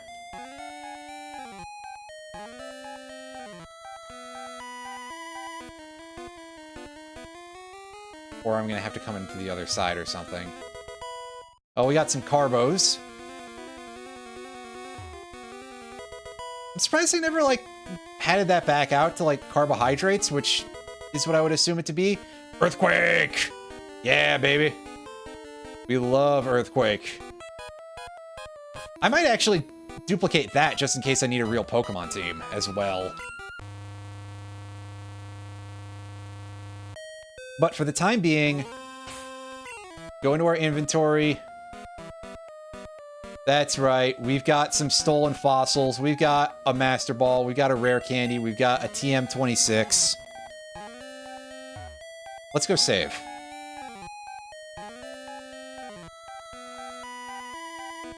Because, yeah, I think we're basically done for now. We're gonna go save and heal. And next session, I'll be working on picking up all the Pokemon that we don't have access to the regular way. And also getting some items all stocked up for us. We shouldn't need to clone Master Balls more than once, because cloning them once will give us an extra 128 of them. So 129 should be enough to round things out, right? I mean, we own 12 Pokemon. That's... what? That'll get us to 133, so... 18. We can get 18 Pokemon through level evolutions, even if we skimp out on a bunch of garbage. Plus, we got at least 5 Pokemon coming to us straight from fossils, so we can subtract that, and... yeah. The point is... yeah!